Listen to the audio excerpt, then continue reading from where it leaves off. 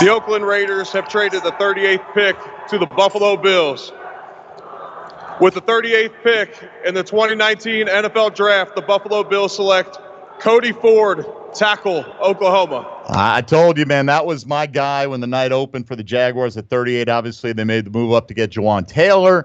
I don't know if they got a running back that's going to survive old age this season up in Buffalo, but if they do, they just got a big hog molly to run behind in Cody Ford out of Oklahoma. Eric Wood, the former Bill, making that pick. Bob, how did Buffalo get a hold of that selection? First of all, LaShawn McCoy doing the Avengers spoiler thing. I don't know if he's going to make it. Oh my gosh! Yeah, I'm not even looking at the screen. The Buffalo gave up the 40th and 100 pick, 158 to get the 38th pick. All right, we got Byron Lambert joining us on set, and because we like him so much, we kept Alex Dunlap around as well. But Byron, what your impressions of the first half dozen plus picks of tonight?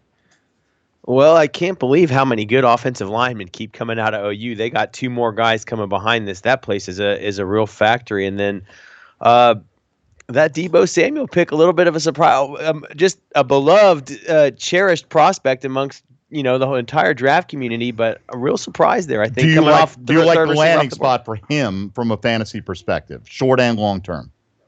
Yeah, it's a good spot. I'm not sure it's an amazing spot, but it's a good spot. Okay, so I think Jeff Radcliffe, you were kind of more of a just turning up your nose at that spot amongst the panel. You're probably the most negative on San Fran, just as being a landing spot in general. Would you say for fantasy purposes? Yeah, that's all. Obviously, I care about. That's all we're talking about. Yeah, I mean, from a football standpoint, yeah, I get it, and I have no problem with it, but. As I said, there's just not enough meat on the bone. Initial projection here, 42 catches, 516 yards, 3.5 touchdowns is where it rounded out to. That's nothing right there. That's like 70th best wide receiver. It's not going to do you anything, at least in the short term. We gotta see him establish a larger target share, and I just don't think that's going to happen. All right, here's what we've seen come off the board. Byron Murphy, the corner, going to Arizona. Rocky Sin, another corner, going to the Colts.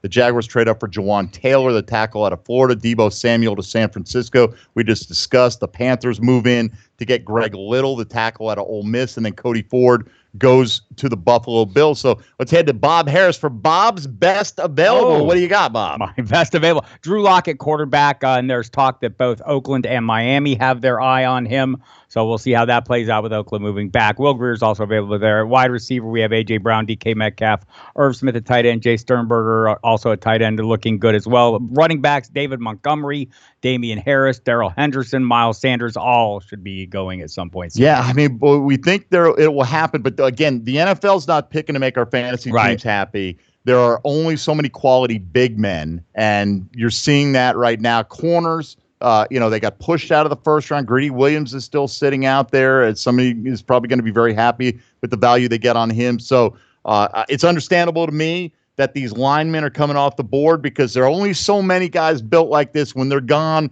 you're not going to get comparable players, whereas you might get a comparable wide receiver, whoever you can take right now in the third round, at least from an NFL team's perspective, John. Look, I'm not against teams taking offensive linemen, period. So the Buffalo Bills have done a pretty nice job here adding to this O-line this year. All right, we're going to get the pick. Coming up right now is the Tampa Bay Bucks are on the clock, a rare pick that hasn't been traded. Here we go.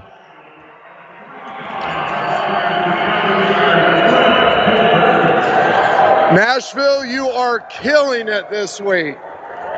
With the 39th pick in the 2019 NFL Draft, the Tampa Bay Buccaneers select Sean Bunting, DB, Central Michigan. All right, there you go. We can skip right past that one in terms of a fantasy discussion. The Tampa Bay Buccaneers, every pick that goes by without a running back going makes Peyton Barber / Ronald Jones owners a little bit happier, right? The Andre Ellington owners? Well, hey, look. Any owner. That's me. Does Ronald Jones have bounce back profile? Who likes Ronald Jones this year if you can get him at the right price? Anybody? No, I did not like him last year, but he does get a fresh start here with the new coaching staff, and they're going to give him an opportunity here. But They're talking him I'm up. not expecting all that much. I mean, the dude should be a great receiver, but he's never shown it even going back to college. By the way, it's early, so the Bucs still have plenty of time. I mean, you can address running back in the 5th round and all of a sudden snipe your presumptive starter. So nobody's safe, but every time that team comes up and they don't select that position, like Peyton Barber, hey, he's not fancy, but if he's on your keeper team and you're looking at in a 12-team league, a third running back, you're like, okay, I feel a little bit better, breathe a little bit easier. Miles Sanders would have been a nice pick for them. He could have been Absolutely. a 3-down back for them, but they pass him up. So Peyton Barber lives another round, I guess. Right, and that's kind of the thing, right? I mean, if the right guy goes at the right spot, and maybe it won't become Miles Sanders. Miles Sanders could go to a team where he's a little bit blocked, right? And he's a complementary piece. And then maybe a lesser running back in our eyes goes to the Bucs around later, Byron, and all of a sudden his value goes way up. And I hate to scrap my entire evaluation from last year just based on a 1-year sample with Ronald Jones, a very young rookie last year. I mean, he would have graded in the top 3 or 4 backs of this year's class just off the tape last year coming out. So you talk about Miles Sanders, he's everybody's number 2 or 3 this year. I think Jones is kind of in that pocket in terms of his evaluation coming out. So right now the Raiders are on the clock. It felt like they've been on the clock 5 times tonight. I'm probably not right about that, but they've moved around a little bit. They started the night owning the 3rd pick of the evening. They moved back with the Jacksonville Jaguars. They moved back again with the Buffalo Bills. So we'll see if they exercise a selection here in just a few minutes. It's something the Raiders could add here, Alex, fantasy-wise. They've got their wideout set, maybe a tight end. Somebody's going to get Irv Smith at this point in time. It wouldn't be a surprise if he came off the board at any moment. I believe Hanson, didn't you have him mocked to the Raiders yesterday? But Sternberger. But I love Irv Smith too. I mean, look at we know what that offense looks like, and look what they do with the tight end. Both guys really, really athletic. Irv Smith from great pedigree. I think that a tight end would be fantastic here if they can get one. So we giggled a little bit initially with that Raiders first pick picking Clelin Ferrell. And we. By the way, we're not going to go with Goodell's pronunciation. No. Ferrell, like everybody's been saying it his entire life. Right? Fair enough. But I think lost in that conversation. But prior to the draft, we were thinking, so they get Josh Jacobs, running back late, and then they get a tight end too, because they lost Jared Cook, and that was kind of a popular thinking. Here they're going to get somebody at some point here, and they could get really good value on one of these guys that we thought, so Irv Smith, we talked about possibly going in the first round. All right, got about 2 minutes until the pick is announced. It is in, though, for the Oakland Raiders. About quarter till the top of the hour here. So let's do this step aside. We're only 7 picks deep, but it's going to the pace will be picking up very quickly as we've got the Raiders, the Broncos, the Bengals, and the Lions. The next 4 picks will come back, find out who Oakland has selected with their 4th pick of the 2019 NFL Draft. Mike Dempsey, Bob Harris, Byron Lambert, Alex Dunlap, John Hanson, Jeff Ratcliffe, and Howard Bender. It's the Sirius XM Fantasy Football NFL Draft Special on Fantasy Sports Radio.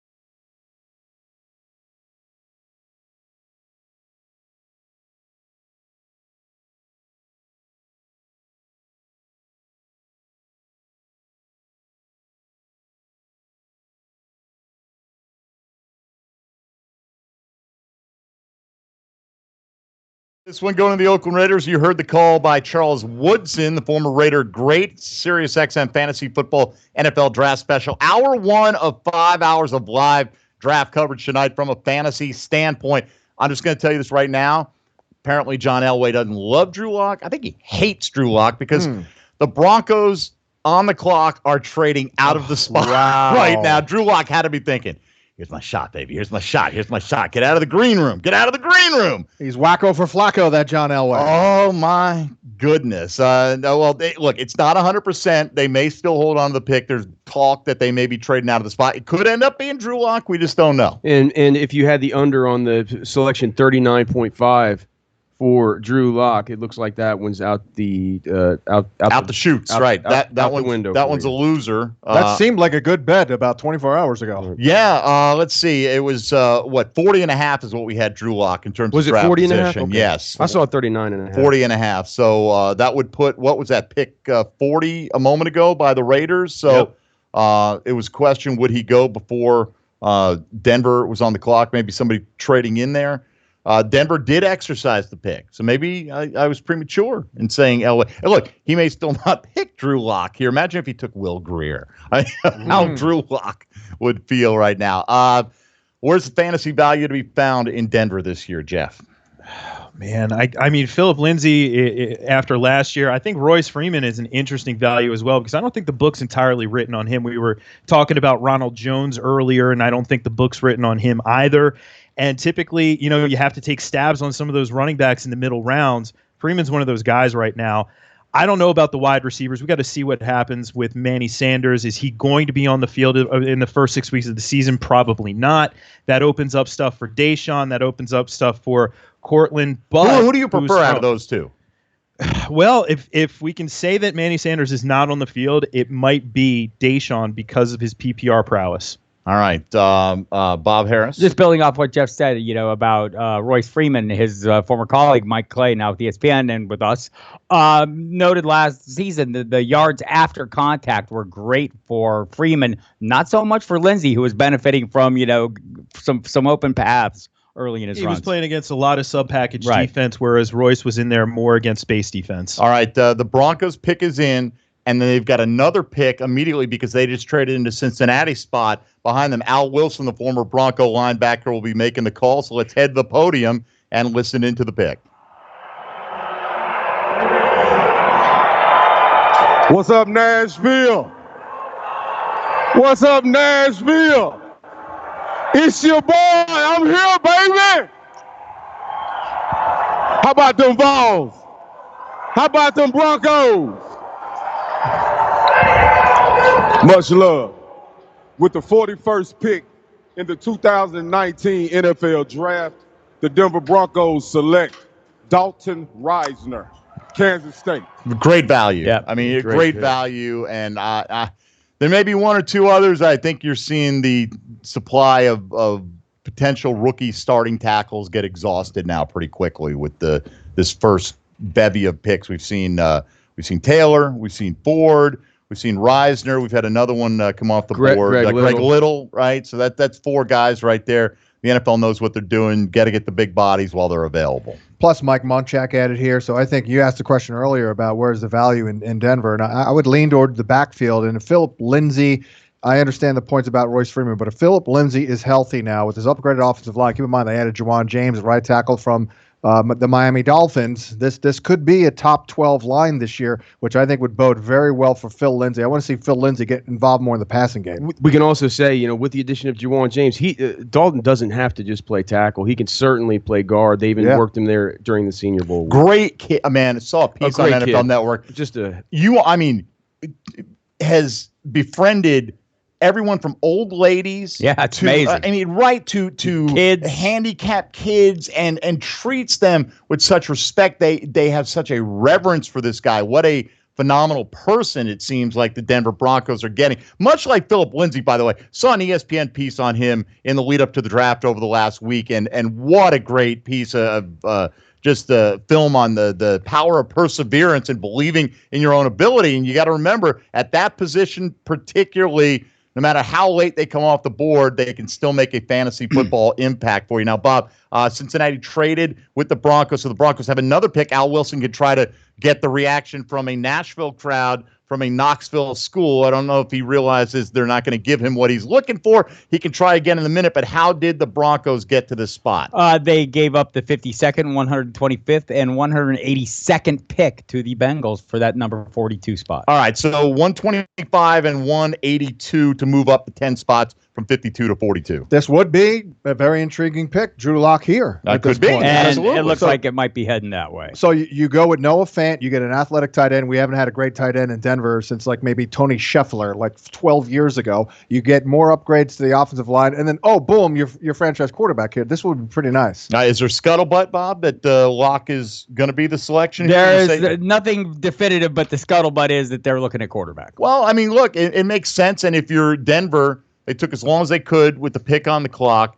Felt like Reisner was the guy they had to have. And if we can get him and still get Drew Lock and not pay the farm, okay, you know what? Bring him in. There's not any pressure on Drew Lock to be a presumptive starter. No. So we'll see if Drew Lock's going to get that opportunity. Long term, Byron, how do you feel about him? Do you think this guy is a viable long-term starter potentially for the Broncos? I mean, he has a little bit of Josh Allen, a little Carson Wentz to his profile. I don't like him as much as either of those guys coming out. But, yeah, I do think that he's a guy that if he can get in there and polish him up, he's got enticing size, arm strength, athleticism. It's not a Patrick Mahomes arm, but it is probably a Carson Wentz level arm. He's a good player, and John Elway's done it right. I think Elway crushed the draft last year.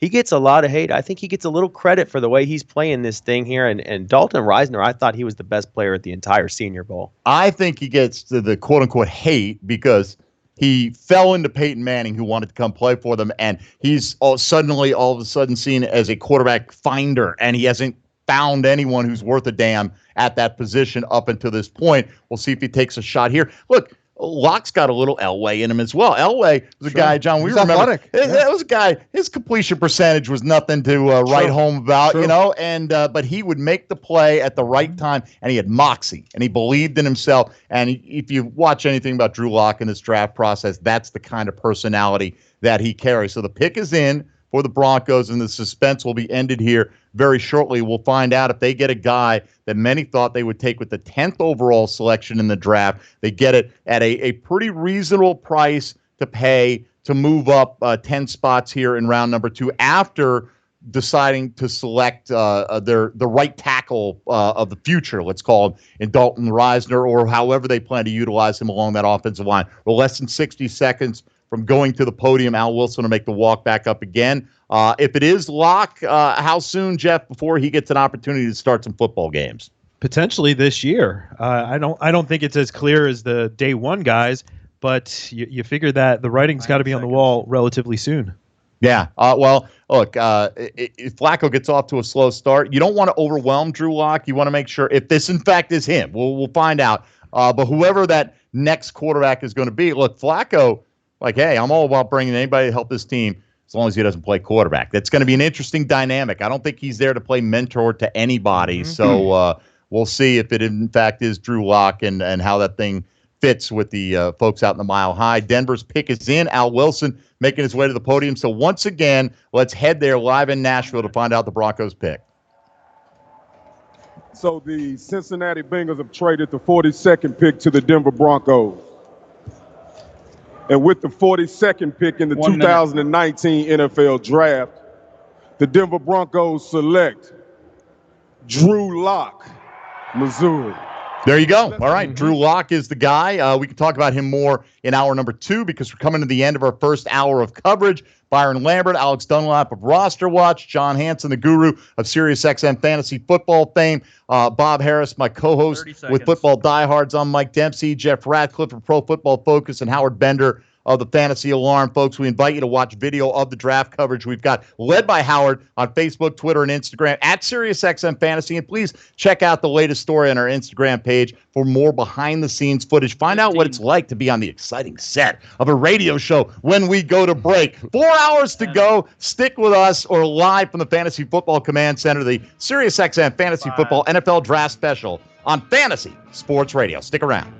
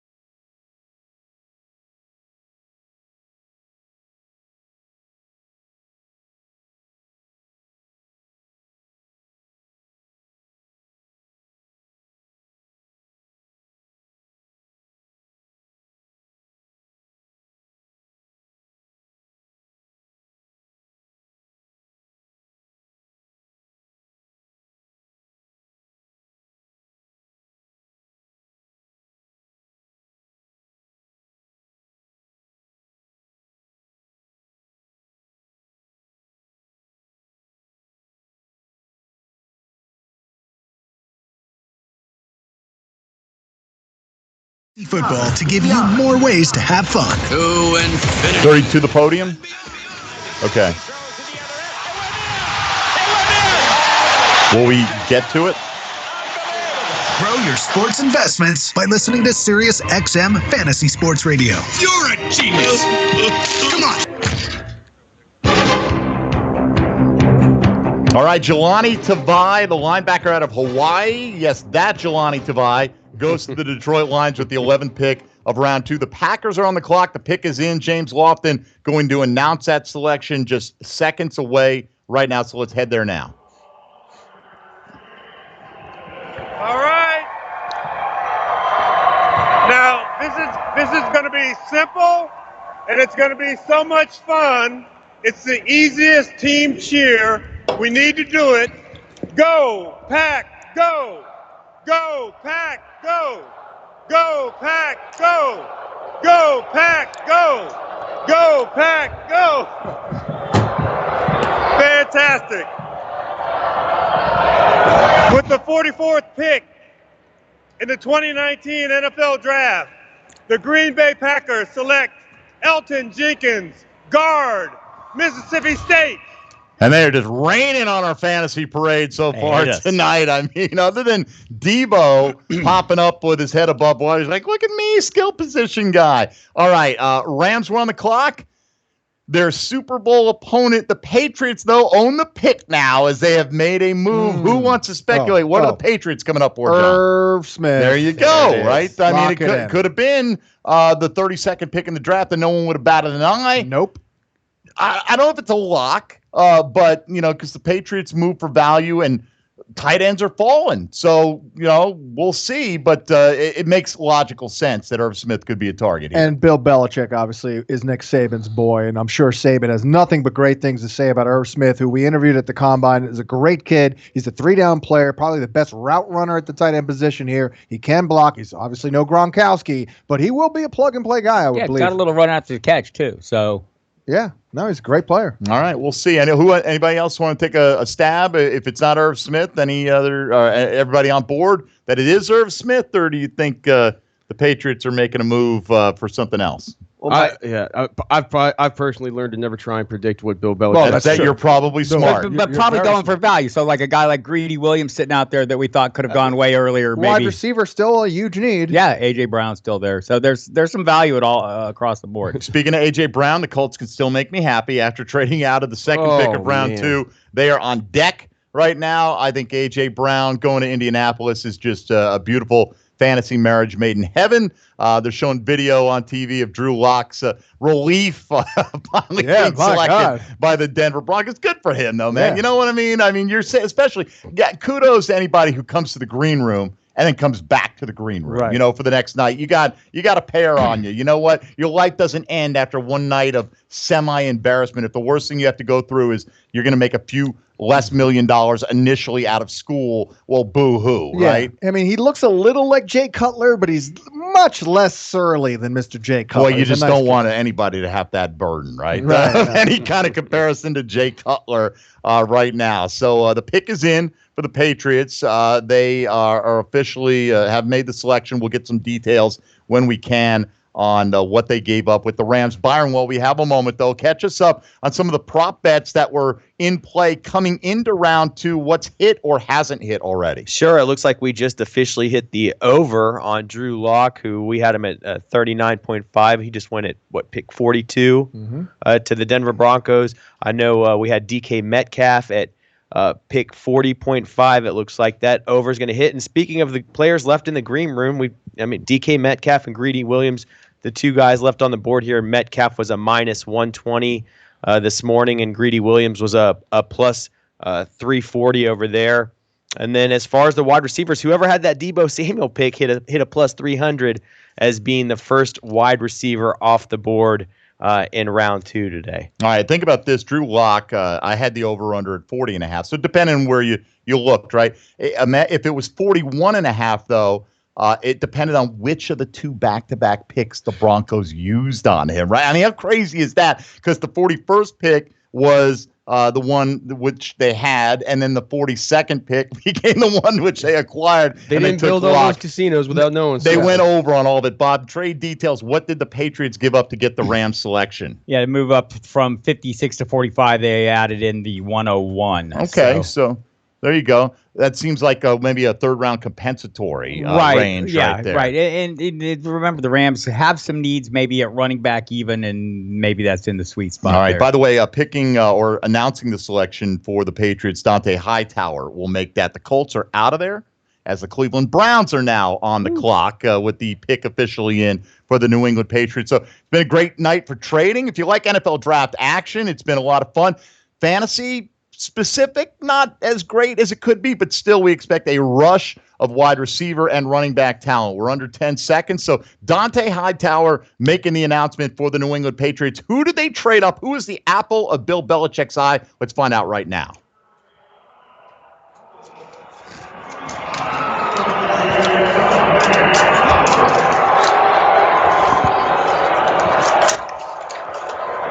The Los Angeles Rams have traded the 45th pick to the New England Patriots.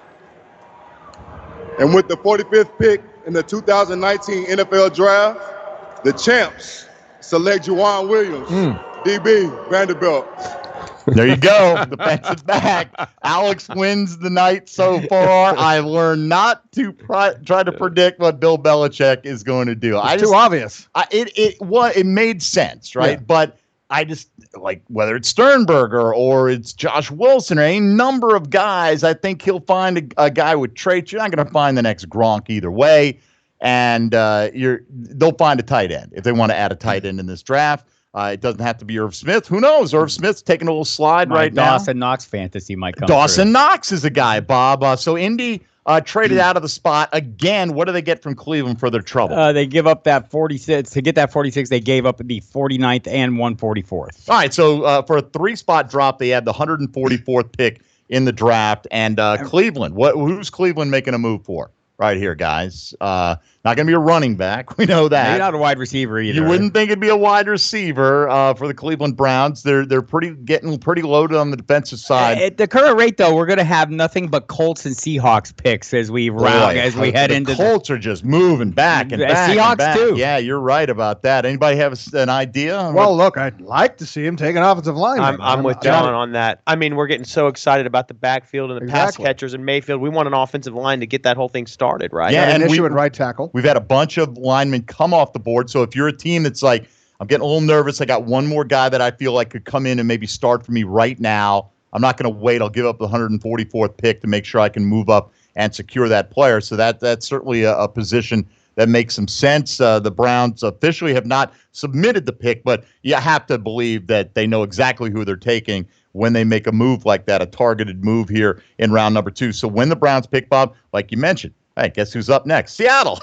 because they're accumulating all these picks. It went through the hands of the Carolina Panthers to get there. Then the Miami Dolphins have a shot there. Could we see a trade potentially with Josh Rosen involving Miami's second-round pick? That was the one team with the speculation out there today. And it would be this pick. It could be this pick, or it could be Rosen and something for this pick, right? Or it becomes a situation that's at a third earlier plus today. Right now. So Cleveland seeing a guy that they think is of value, whoever that is, and making a 3-spot move. We're going to find out here in seconds. So Seattle and Miami to follow, and then if they ever stick, the Indianapolis Colts will make a selection at some point in this draft. The Patriots supposedly were arguing, we're trying to decide between Harry and Williams at that 32nd, and they ended up with both of them.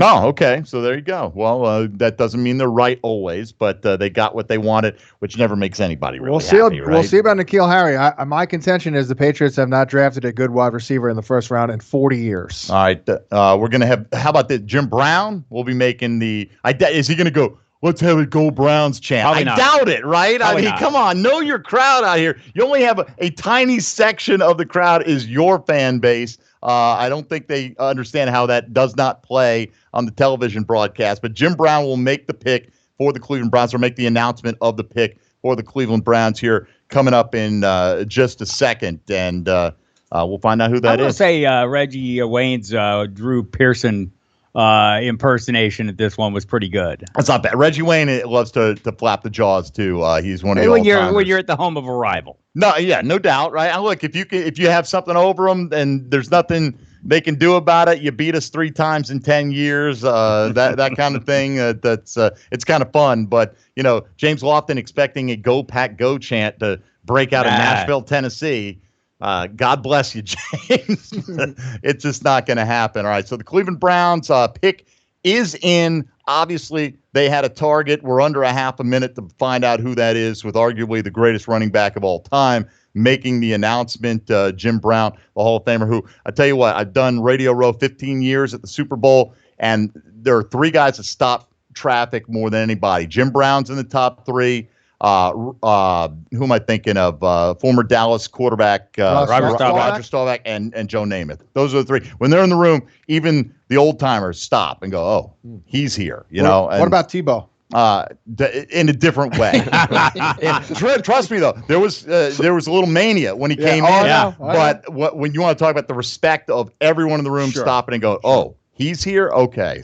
Barry's got a little bit of that too. All right. So Jim Brown making the pick for the Cleveland Browns, who traded into Indy's spot. Let's head to the podium and find out what that pick is going to be or not going to go. And I think Jim Brown's taking his time making his way up there. Here we go.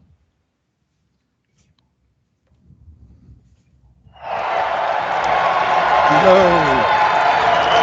Thank you. Thank you very much.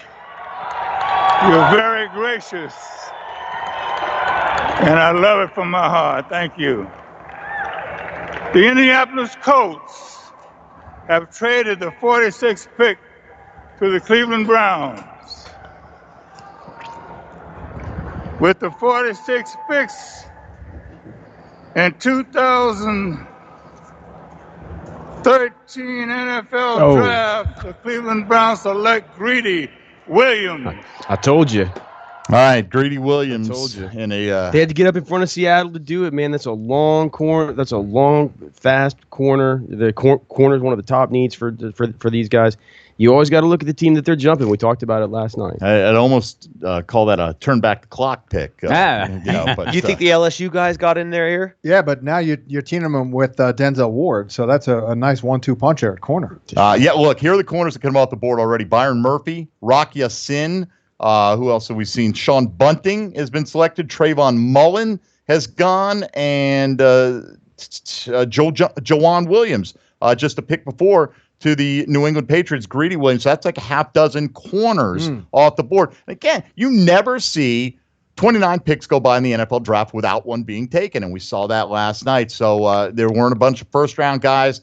The value at cornerback and an offensive line is where the NFL has been making their marks. With that pick, is it officially DK Metcalf is the lonely only back there in the green?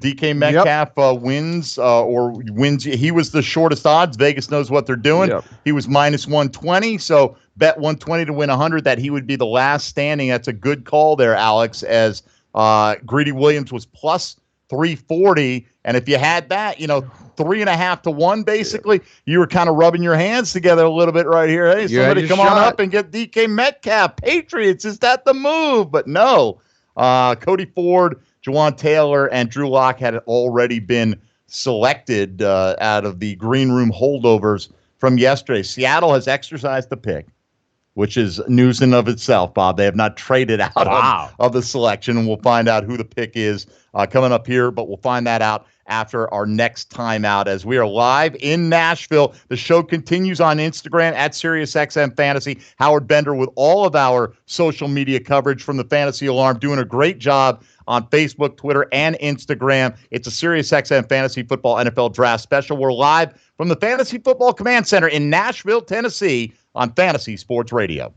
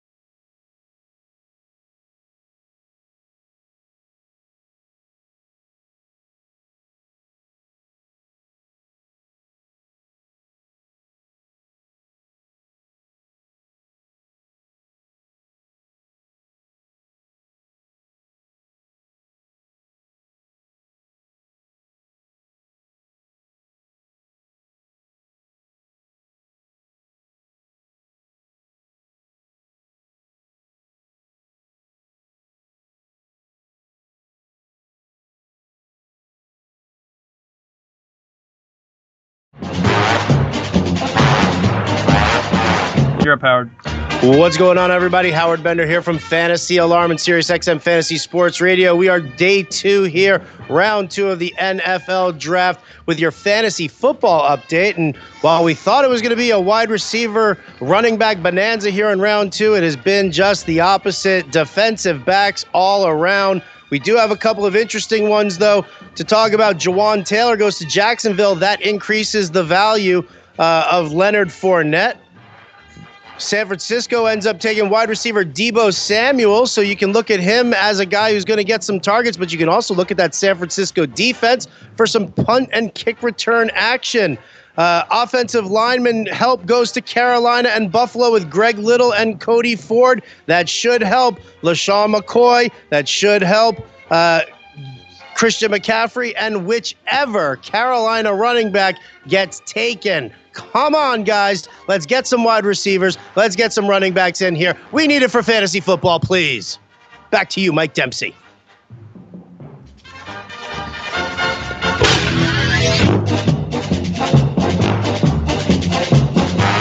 With the 32nd pick in the 2019 NFL Draft, the San Francisco 49ers select Deebo Samuel. South Carolina. I thought Deebo would slip a little bit, but this is a great sign. A great plug-and-play starter here, I think, for fantasy. He's a physical dude. Team him up with Pettis. Crossing route, Deebo dives into the end zone. Touchdown, Carolina. All right. Touchdown, Deebo Samuel. I do not like this fit. There's no targets to go around here. This is the problem. We have running backs catching the ball out of the backfield. We have George Kittle there. I mean, the highest target share that I had for a wide receiver on this team was 19%. That's not going to Deebo. That's not enough right there. I think he sees a 13% share. Fight. Hanson, Radcliffe, who you got? I love it, right? And that's what we want, right? And look, it can't be just homogenous. Everybody can't agree on everything. How boring would that be?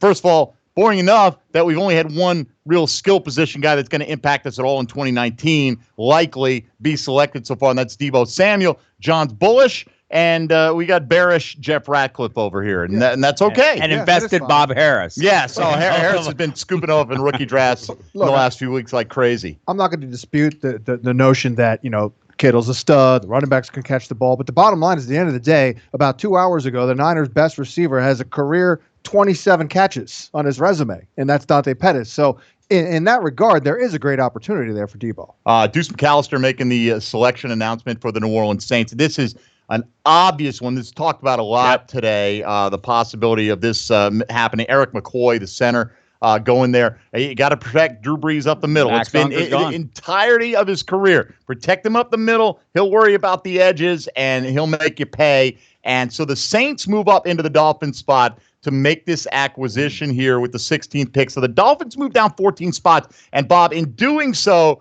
the rumors are that they're trying to keep that second rounder in play as a viable piece to go get Josh Rosen, but not just giving up the second rounder. And they've moved back with New Orleans. Right. We'll get the details. So they've added picks along with it. So, I mean, Rosen right now is going for the price of a can of tuna, basically. Right. And, that was one of the things we heard about the Cardinals. They weren't going to give him away. Maybe they'd be willing to keep him if they needed to. I think that was all talk. They need to get rid of him. He unfollowed them on the Instagram. How can he stick around? How about that? Right? But the Dolphins now have the 62nd pick, and this has been talked about all day. The Dolphins may be making this move. There was said to be some interest from them in Drew Lock. Now that he's gone, it seems like maybe Josh Rosen is a guy they'll be looking at. Bob, did Joe Flacco unfollow the Broncos? He did not yet. Okay, just checking. Not yet. Give him a minute. Can we just point out that Bob called it the Instagram? Let's just point that out there. He does the old man on the panel. He does that to highlight the fact that he's old and beautiful. Alex Dunlap, Eric McCoy, center out of Texas A&M. What do you think? Well, you have Unger retiring, of course, right? And so I mean, and he is one of the guys. Lance Zierlein is a dude who I trust a whole lot with his offensive line evaluation. He was one of Lance Zierlein's top 3 or 4 interior offensive line players. He's a guy that we've gotten to see down in Texas quite a bit. I think that he's going to be a plug-and-play, ready-to-go guy. What I cannot believe is that they managed to, in trading down to 62, these Saints, they trade away they traded away a second-round pick next year. I mean, is that what they gave up in this deal? Yeah, they do you have the trade details? I haven't seen them. The details came up. It was 60. It was 60. They traded away 48. They got 62. Some other low second rounder. You know what? And then what is a next second year? rounder. What is next year when you're in the Drew Brees window? Honestly, if you're that and you think this guy's a step in, walk in the door, starting center. They're like, we'll worry about next year. Yeah, I mean, but the Dolphins talk about a team that's loading up for the future, man. That's a big time haul. For Colts are on the clock, by the way. The pick is in, so the Colts will make a selection here. So the Dolphins now have an additional second, an additional fourth, and an additional sixth. Final thought on the Saints, by the way. Who cares about next year when we're going to take Alvin Kamara in the top 5 and losing Max Unger and have some issues in the interior? I think this solidifies their O-line for Kamara. Yeah, which is ultimately the best benefit we get out of it tonight. And Brees, because you can get to Brees if you rush him up the middle. Sure, but I think, in terms of who's going to anchor more fantasy championships, Alvin Kamara much more likely than Drew Brees is in 2019. So the Colts on the clock, and again, the pick is in. Position, Byron Lambert. Which way do you think the Colts are going to go right here? What do you think? I mean, it sure does feel like a team that could keep beefing up the defensive side of the football. Okay. And I feel like there's been a lot of value along the defensive line and still at the defensive backfield in this draft. Still a lot of value at wide receiver, too. All right. There is. Mike Dempsey just with a sour face over there because he's dying for A.J. Brown. Look, you've had how many opportunities, it Chris is right here in their lap. They may not love A.J. Brown. Obviously, they don't love any one of these guys more so than the rest of these guys, right? Because they keep moving back, and who knows if this pick is even a wide receiver, right? So, the value kind of maybe is flat in people's eyes, in their opinion, at the position. Yeah, DK Metcalf is a physical specimen that stands out from the rest, but as a football player, is he any better? And some of these guys, he may not even be in the top 3 on some teams' list from what's available right now. Anybody holding Deion King in Dynasty? Because, Matt Deutsch, front row. Chris Ballard was talking him up at the Combine, the general manager, and they really like what they saw out of him before he got injured. If Matt Deutsch has his way, Deion Kane and Marlon Mack will lead every one of his teams to a fantasy dynasty championship this year. Less than a half minute till we find out what the Colts are up to. And they didn't make a pick at all yesterday, right? Because they traded out. And they have tons of capital, and they've added to that today. And their division champs coming back. At some point, they'll be able to draft every single wide receiver on the board because they'll have be the only team with picks left. It's a team with the luxury of having a strong offensive line, trading away to teams that may be in play for offensive linemen. Let's head to the podium right now, and announcing the selection is, once again, Reggie Wayne. We straight? We good? All right, because I got clips. I got heat. All right, we straight. With the 49th pick of the 2019 NFL Draft, the Indianapolis Colts select Ben Banogu, linebacker, TCU. All right.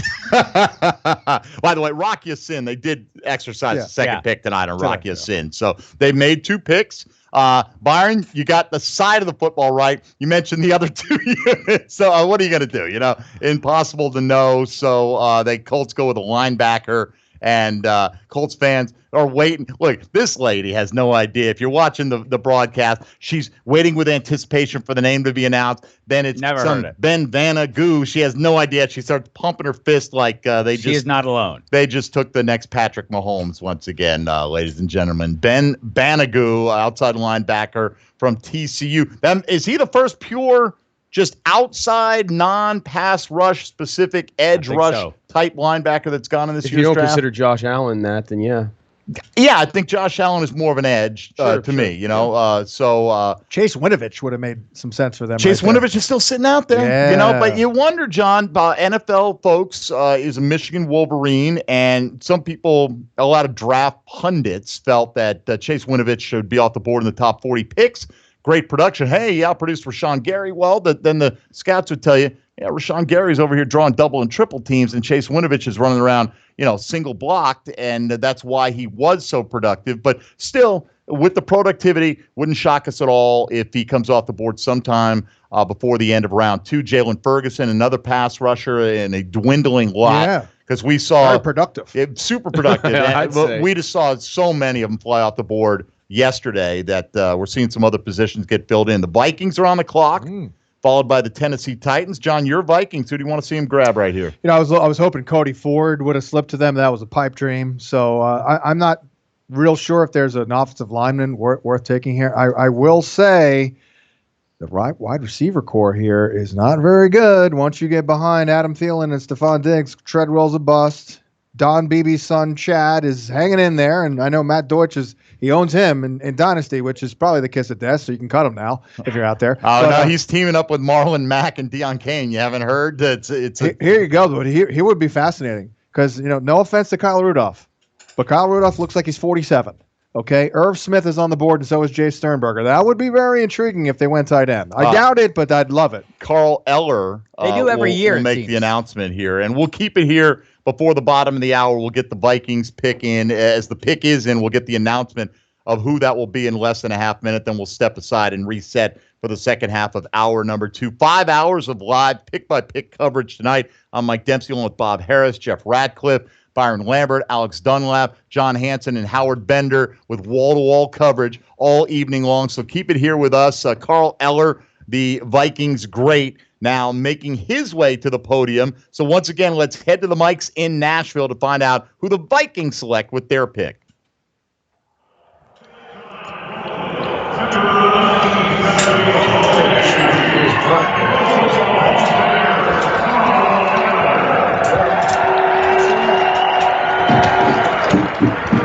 With the 50th pick in the 2019 NFL Draft, the Minnesota Vikings select Irv Smith.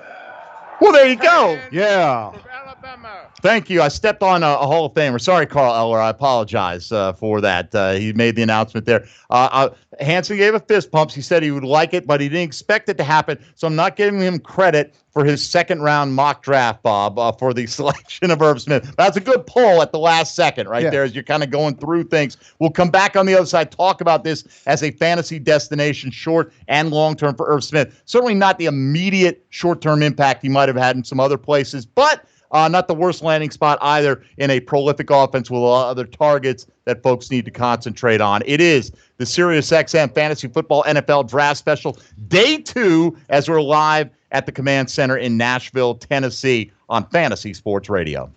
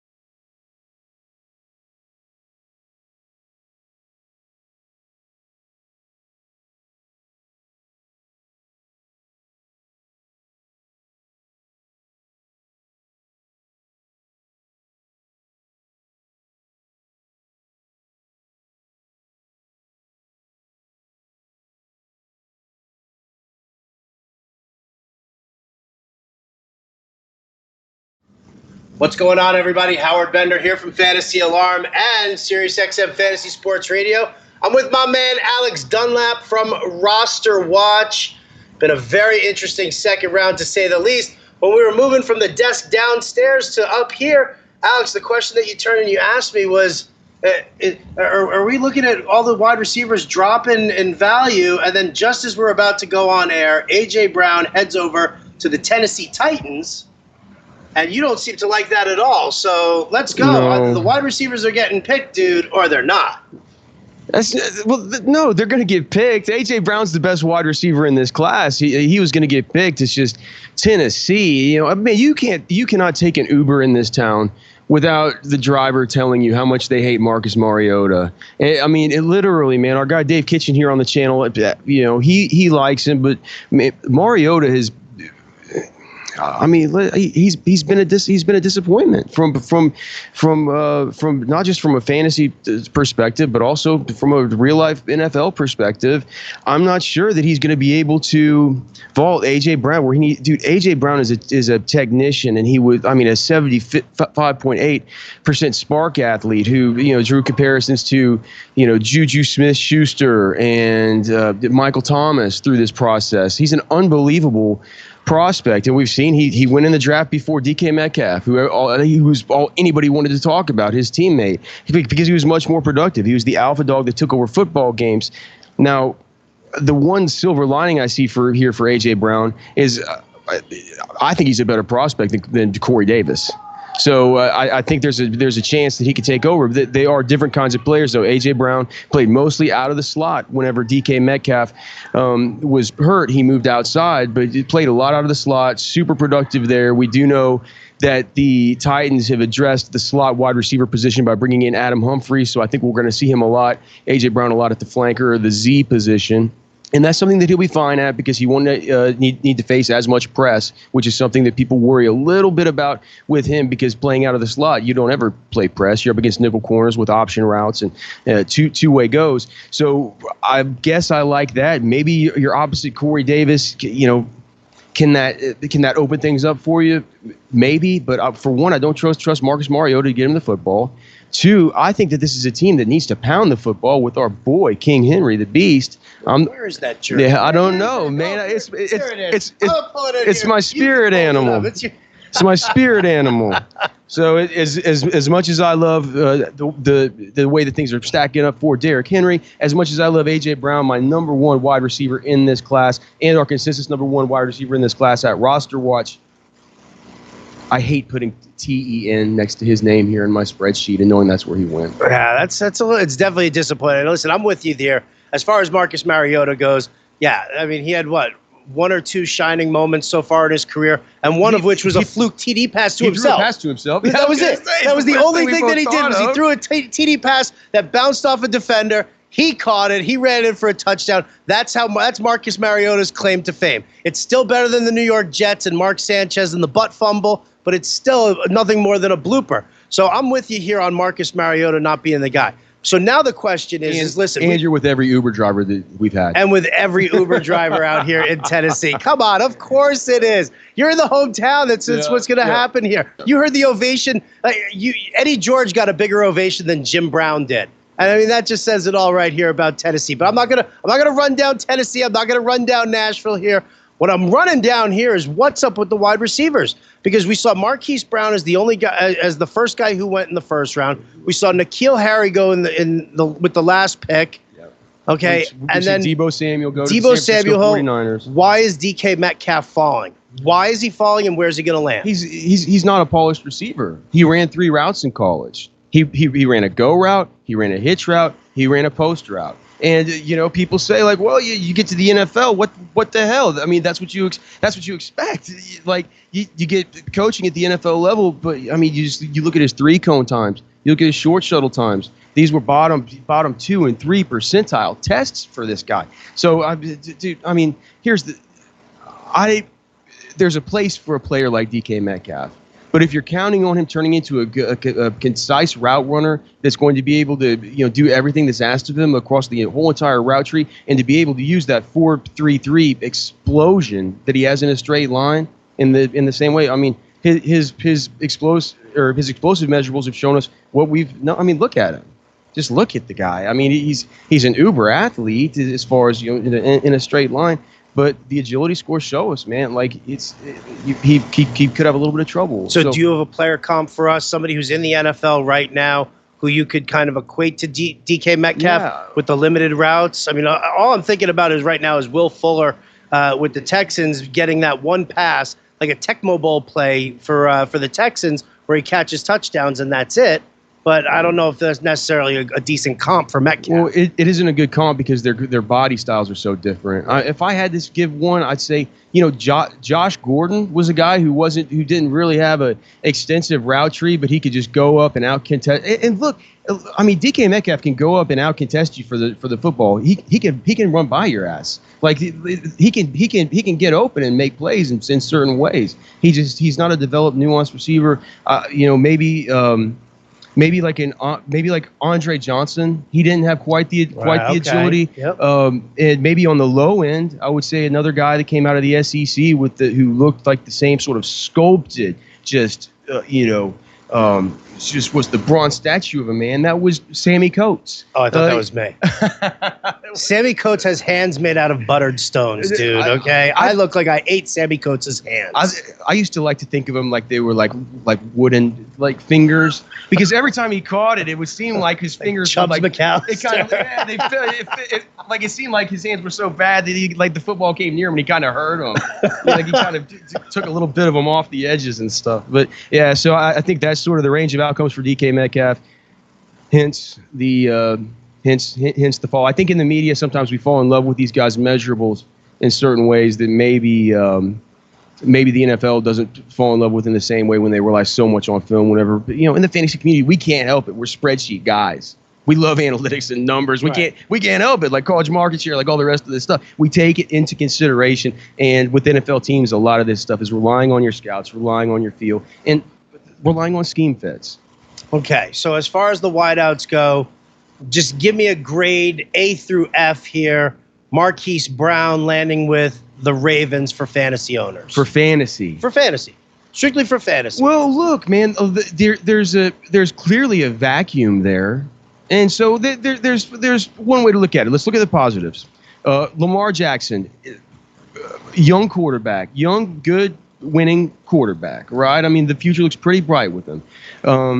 We've seen at the college level that he is capable of executing a more complicated offense than we've seen out of him thus far in the NFL. So you can think that I still think that there's juice that can be squeezed out of that fruit. I think he'll continue to improve, right?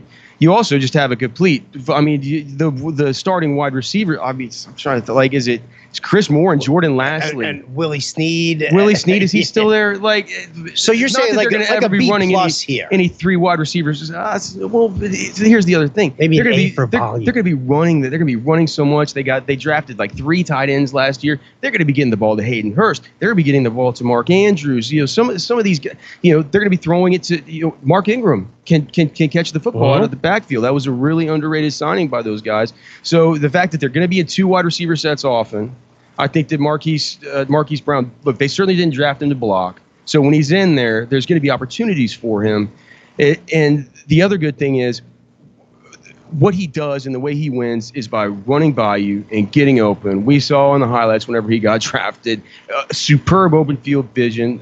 If he was able to test outside of the Liz Frank injury, it would have been, I think he might have been the fastest at the entire combine. I mean, he looks like he could break a 4.3. I know it's weird to say, but he really, really does. I think he's faster than Andy Isabella. So if he can get that separation, even if you're worried about Lamar Jackson's accuracy, it's like he should be, Marquise Brown, Hollywood should be wide open. So I think that those are the good things. It's just the fact there is the vacuum, the fact that we can probably count on a little bit of growth from Lamar Jackson, and the fact that Marquise Brown should be used in ways that are conducive to fantasy scoring. Those are the good things. The only thing that's not good is there probably is going to be a pretty sufficient lack of volume, at least starting in 2019. We'll see if that can improve moving forward for dynasty purposes. All right, so fantasy grade? C+. C+. All right, Nikhil. Yeah, but I mean, for me, like I had it's okay, I man. had like a 2.2 GPA in college, so like a C plus is. A C+ from Alex Dunlap, people. That's good. actually workable. You can deal with that. You can do it, man. Let's keep going. We've only got like 4 wide receivers who have homes right now. Right. So let's grade these suckers out here. N'Keal Harry lands with the New England never Patriots. give AJ Brown a grade. I think I would. We will. We'll go. I was going in order here. Oh. I was going in order. Who's the host of this show here? We got a pro on our hands. Right? I'm a diva. I'm 100% a diva. I would admit that. Everybody knows I'm just shoving my way in here. So N'Keal Harry, he goes to the New England Patriots. Here's the one thing that I'll say about this, and this is not because I'm a New York Jets fan and I hate the New England Patriots. I'm saying this because we've seen Tom Brady when he doesn't gel with a wide receiver. If he doesn't like him, if there's even the slightest inkling that N'Keal Harry's not going to buy into the TB12 diet or the TB12 chiropractic care or whatever other kind of nut job cult stuff they do in the TB12 combine. Yeah. Okay, then you're telling me Tom Brady's going to get along with N'Keal Harry? So grade him out here for me with the New England Patriots. Can I talk through it and then we'll give a grade? 100%. Okay, so I think. Okay, so. For redraft or for dynasty? Because hey, dude, it makes a difference. How old's Tom Brady? All right, he's 41. But he is 41, and for that, but with these rookies, let's just talk redraft here. Okay, because for the sake of argument, rookies in dynasty drafts are always going to get overvalued and picked up. Okay, so for 2019 redraft. Okay, so we have a good target share opening up from the loss of Rob Gronkowski, Josh Gordon. Still up in the air. Outside of Julian Edelman and James White, who can you really trust in that passing game? And look, with Rob Gronkowski gone, that opens up a lot of red zone work for a guy like N'Keal Harry, who in college, his final year in college, a 45% market share of his team's receiving touchdowns. He was one of the more productive guys that we even have in our top 10 at roster watch with his 29% market share in receptions, a 35% market share in receiving yards, and a 45% market share in touchdowns. He is young. He's a contested catch monster. He's a guy who can get the football. They got it to him all the time on little screens, little bubbles, little gadget plays. You can run him on reverses, jet sweeps. You can line him up in the slot. You can line him up outside in the X. He can get off press, stems well at the line of scrimmage. People worry about his ability to separate. That's not anything that I worry about because I think using the elite traits that he does have, this is a 75th percentile athlete. So even though he didn't run the fastest 40 time, 4.53, really good with his other agility stuff and his explosive measurables, I think he's a guy who can get schemed open, and when he gets the football in his hands, it's watch out, man. He's a Dez Bryant kind of meets Sammy Watkins meets Alshon Jeffrey. He's Byron's number 1 wide receiver in the class. He was my number 2 wide receiver in the class. So with all of that being said, and knowing that we're gonna have Tom Brady for next year, I don't give it an A+. I don't agree with the people on Twitter who are coming after us with saying that we believe that Josh Jacobs probably should be the 1.01 in Dynasty regardless of where any of these other players land. And I'm becoming more and more confident about that as we see these guys continue to slide and the draft capital not being expended on them. But so while I don't agree he's the 1.01, I think that there's going to be a argument for him at the 1.02. Okay. And I think that the landing spot is not an A+, but maybe an A, and more of like a B+ for Dynasty. Okay. And if he doesn't buy into all the Tom Brady cult stuff, he's going to buy into the Tom Brady cult stuff because that's what you do. You want to make money, right? All right. Okay. Yeah. We're going to go back to you giving the F to AJ Brown and landing in Tennessee. But I just saw over here with the 56th pick, the Chiefs did take a wide receiver. It was is it Mecole Hardman.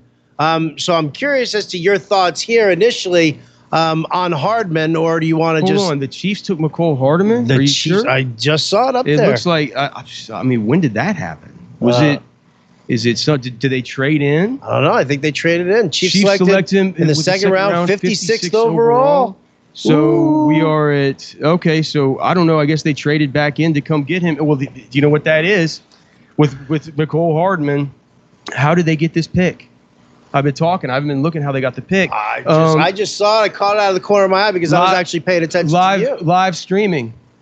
That's what the live stream is all about, baby. McCole it's all Hardman. about the this just in. Do you know what, man? We talked about this I talked about this on the show with David Kitchen yesterday. McCole Hardman had props in the Vegas sports books about, which receiver goes off the board first, all this stuff. You kind of see him sticking out like a sore thumb at the end. You go, wait. What do they know? Because I don't have him ranked as highly, but you look at it, man. The 4.33, the 40. We know what's going on with Tyreek Hill. Oh, Things are getting worse with Tyreek Hill today. They're getting worse. Yeah, he's done. He's done. I don't see Tyreek Hill playing football this year. 4.33 speed. What people wanted to happen here was Andy Isabella. That's what they wanted. Okay. Because of the speed. McCole Hardman is a perfectly suitable option. And what do we know about these players from Georgia? The Riley Ridleys, the DeAndre Bakers, the DeAndre Walker, some of these guys, the tight end, Isaac Nauta. The NFL, it seemed like in scouts that I've talked to, seem to be a lot higher on these guys than I am. So McCole Hardman, if we just look at him as far as his production, we're going to see horrible production, just like we saw out of Riley Ridley, because everybody says in the context of that offense, it was a DeAndre Swift, Elijah Holyfield affair, and there were a lot of weapons to spread it around to.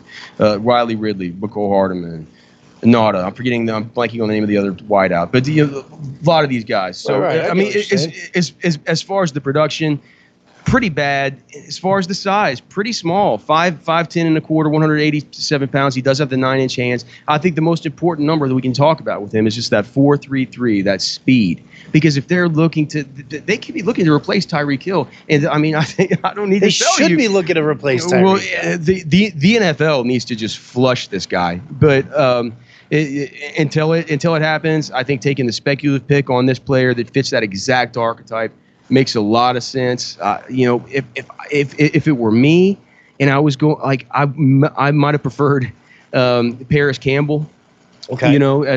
He's a 4.31 guy who can do a whole lot. Who did J.J. Arcega-Whiteside just go to? Just went to the Eagles. There you got it. That's my dude. All right. So J.J. Arcega-Whiteside, my number 3 wide receiver in this class, 6'2", 225 pounds. He is a Mike Evans, Vincent Jackson clone. Just look at his ability to go up, get to the football in these contested catches. Per Pro Football Focus, more contested catches in college football than any other. I mean, he that looks like V-Jax. So you can go watch the tape, go watch the film. Just a absolute nightmare in the red zone. The only guy who we talked to earlier about, N'Keal Harry's his market share of team receiving touchdowns at 45%. J.J. Arcega-Whiteside 48%, more than anybody else in this class. He's a demon down there. So you get him lined up outside Alshon Jeffrey. We do know that they're looking to shop. They're looking to shop Nelson Aguilar. Mm-hmm. The way they move these players around, you got to remember they have Deshaun Jackson there now too. That's a lot of weapons from a market share perspective. As far as the team targets, there are some mouths to feed, especially when you consider the fact that there's Zach Ertz, and we probably need to consider a little bit of a Dallas Goedert breakout with all of the 12 personnel that we saw in them last year. So there could be a little bit of trouble getting on the football field initially. But once Nelson Aguilar gets out of there, look, J.J. Arcega-Whiteside is going to become a big part of this offense. I'm not sure that the volume is going to be there initially, but this is a good team with a good quarterback, a great scheme. I think for Dynasty, I think that for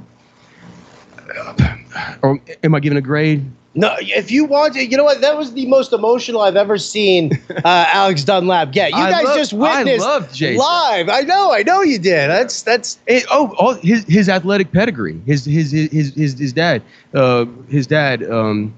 Joaquin Arcega was a Portuguese legend basketball pro, and then his mom was a track athlete and an Olympian. Now, this is a guy that's been a basketball player. He's been elite in sports all his life. He's been groomed for that since birth. Unbelievable pedigree. Kind of reminds you of like Odell Beckham Jr.'s parents. Mm-hmm. It's kind of the same kind of stuff. All right, give him a grade. Go ahead. Great amount for landing in Philadelphia. Just a B. Just a B. Yeah. Because of Deshaun Jackson, the dual tight ends, Alshon Jeffrey there. I gotcha. Cowboys are on the clock right now. I was arguing with Jim Bowden earlier. I want them to go safety because that'll mean less Cowboys talk on the Fantasy Alarm Show. But there is a rumor here that they are looking at Hakeem Butler as a possibility here. I'm curious as to your thoughts. Where do you think Dallas goes with this pick? Well, I'm not sure they would go with Hakeem, but is Jay Sternberger still on the board? I do believe Sternberger is still on the board. And I think Juan Thornhill is still on the board, who's a terrific safety prospect that can spin out to corner and help in two separate ways there.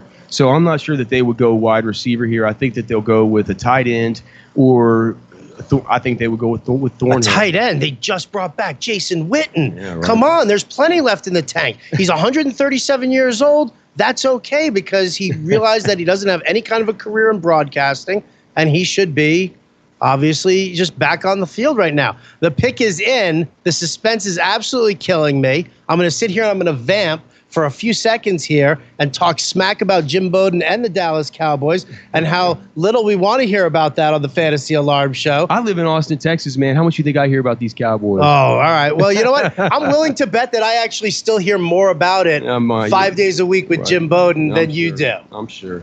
Yeah, but I think Hakeem Butler here would be an excellent fit. We know that Amari Cooper is, Scott Barrett at PFF has done a lot of work with the cornerbacks dependency and the strength of the cornerbacks that you go up with. Besides, Stephon Diggs and Amari Cooper sort of lead the NFL, and you target them against bad corners. So you get a guy like Hakeem Butler. Teams are going to have to sometimes use their best corner on that guy. He's 6'6", largest catch radius we've seen since probably Calvin Johnson. Yeah. The things you worry about with Butler, we can talk about him when he gets off the board, but I think in the context of that offense, it would make a little bit of sense. You could play Amari Cooper more over at the Z and not have him as a true X option, and let Big Hakeem Butler take over there at the X, and you feel like you got almost a couple twin towers on the outside. It would make sense to me. You got Randall Cobb now who could play out of the slot with Cole Beasley gone, so. But I mean, is that really the move that you want when you've got Ezekiel Elliott in the backfield and you already have Amari Cooper? They need to take the tight end from A&M. And then you take the tight end from A&M. You don't think that they've developed Jeff Swaim at all or Schultz? Swaim, I think. Swaim actually, believe it or not, I think he's actually now on the Jacksonville Jaguars. Oh yeah, that's right. But they did draft Dalton Schultz. They still have the kid. We can't even think of Blake Jarwin. Jarwin, that's what I was thinking of. Yes. Well, they're very easy to mix up. Yeah, because they're all to me, they're all non-entities. They're tight ends who are like, yawn. Yeah. All right, we got Ed Too Tall Jones here at the podium looking super tall. I actually met him. I met Ed Too Tall Jones when I was 6 years old. And I got to tell you, I didn't even come up to his kneecap. It was that amazing how big this guy was. So he's announcing who the pick is, and it's defensive tackle Tristan Hill out of Central Florida. So not even remotely safety, not even wide receiver here. I mean, interior defensive line has been a need for the Cowboys for the last 2-3 drafts. So I mean, you got to continue to build. You got to continue to build on it. They've got their edge basically set for the next 5 years. So I mean, keep on building up the middle of that defensive line. I think it's probably fine. I can't believe that Juan Thornhill keeps falling this far. It seemed like it would be a better fit, but. Tristan Hill, if you look at what the Cowboys have done as far as their analytics over the course of the last 3 years since they've really taken over, using a ton of analytics from not only, they started out with using the catapult systems, now they're using the zebra systems, not only for practice stuff, but also in their evaluation from teams. They can actually gather data, these teams who are clients of Zebra. I think I'm allowed to say this, but they can get data from the bowl games that are wired for the NFL stuff that they use for next-gen stats. That's the same technology. The Cowboys have been utilizing a ton of it, and you can bet that the players that they've drafted are players who are athletes, and that's been a real staple of theirs. So maybe they didn't see that in Juan Thornhill, and they go with a player who's at a relative need as opposed to one that seems like it's a desperate need. All right. Well, I'll tell you what, we're going to take a quick break right now. That's wide receiver talk here from the NFL draft.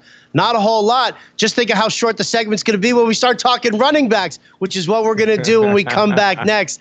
For Alex Dunlap of Roster Watch, I'm Howard Bender of Fantasy Alarm. We're both of Sirius XM Fantasy Sports Radio, and we'll catch you in a few.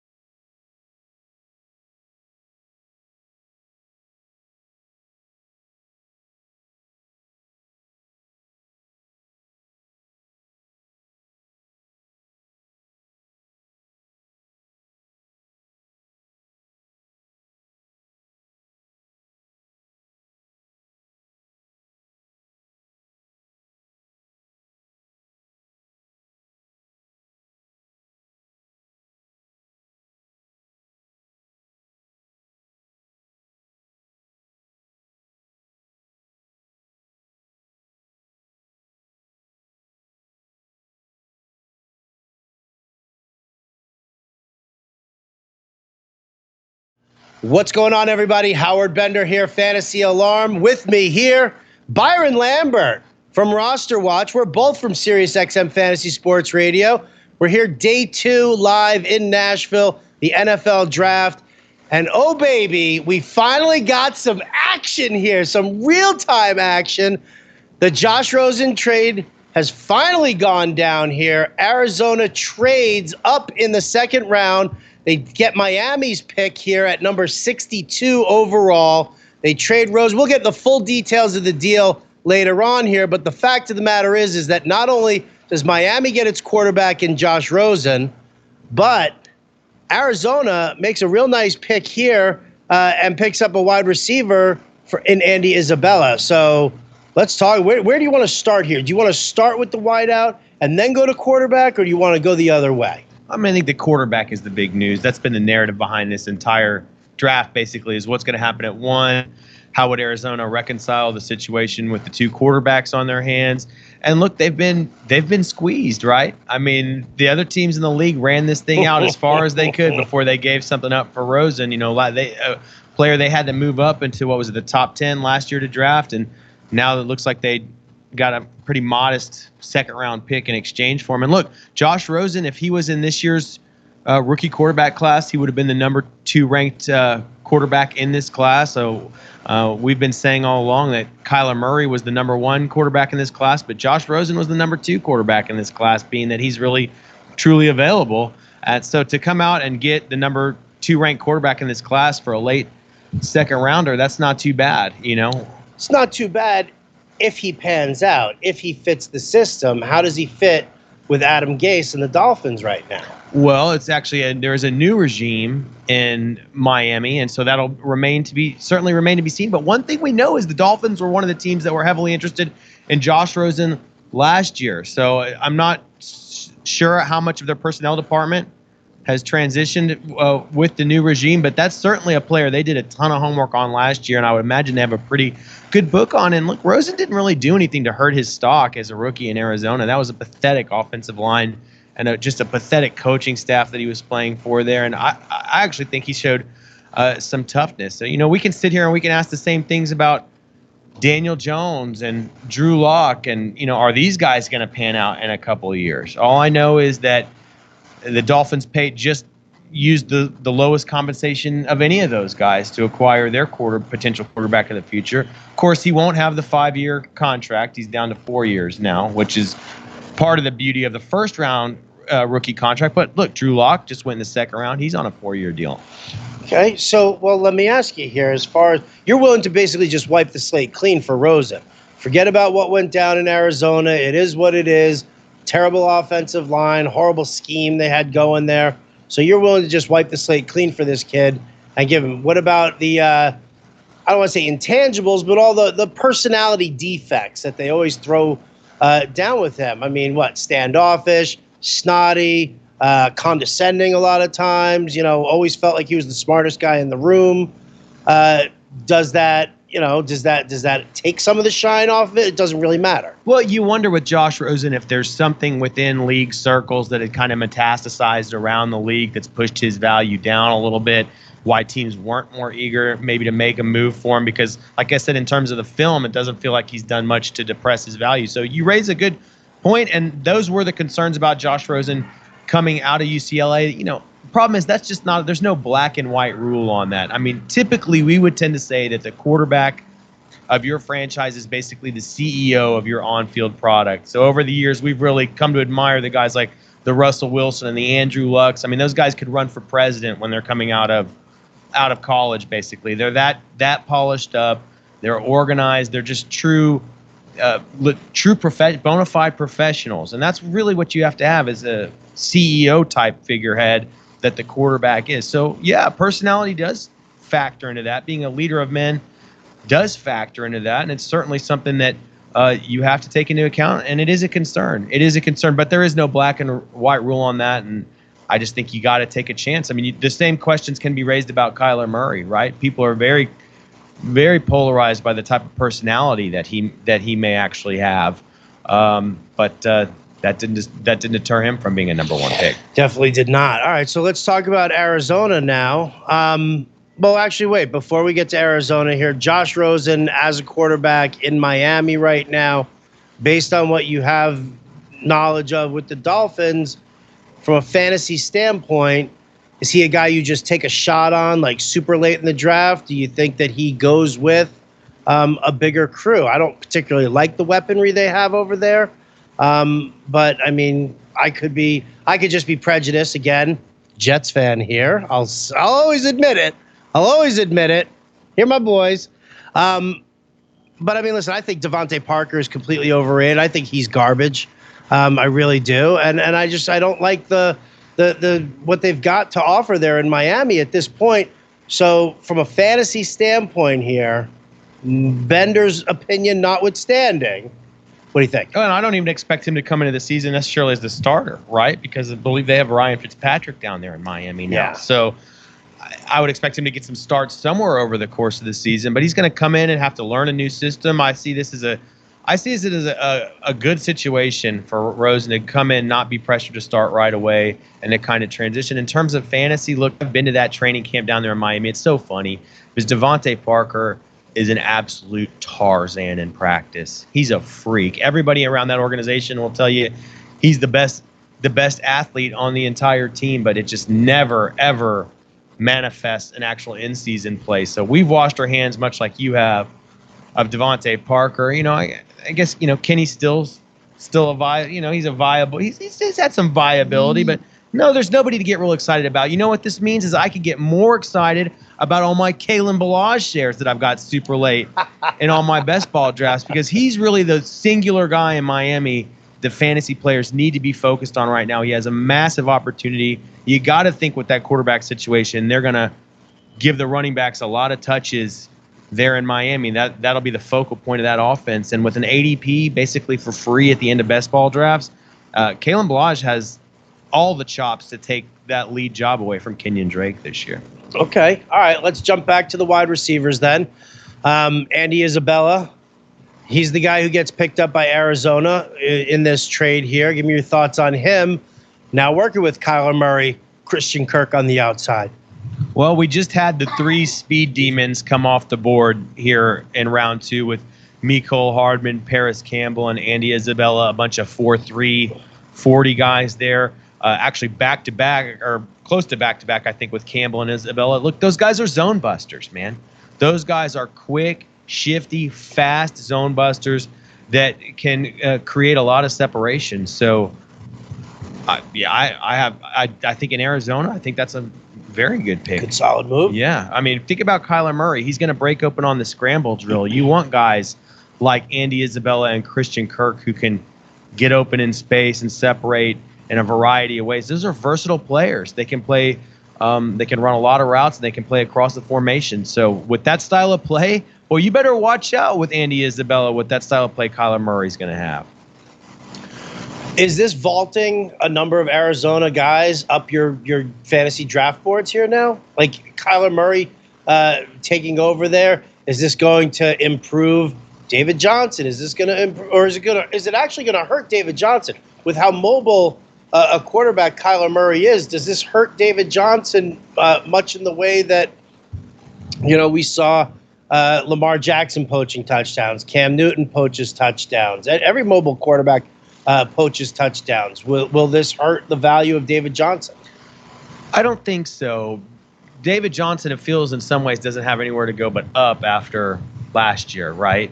Now, what Cliff Kingsbury told us at the NFL Combine is that he wants David Johnson to be the focal point of his offense. He's building the offense around David Johnson, and he wants to take him back to his 2016 numbers.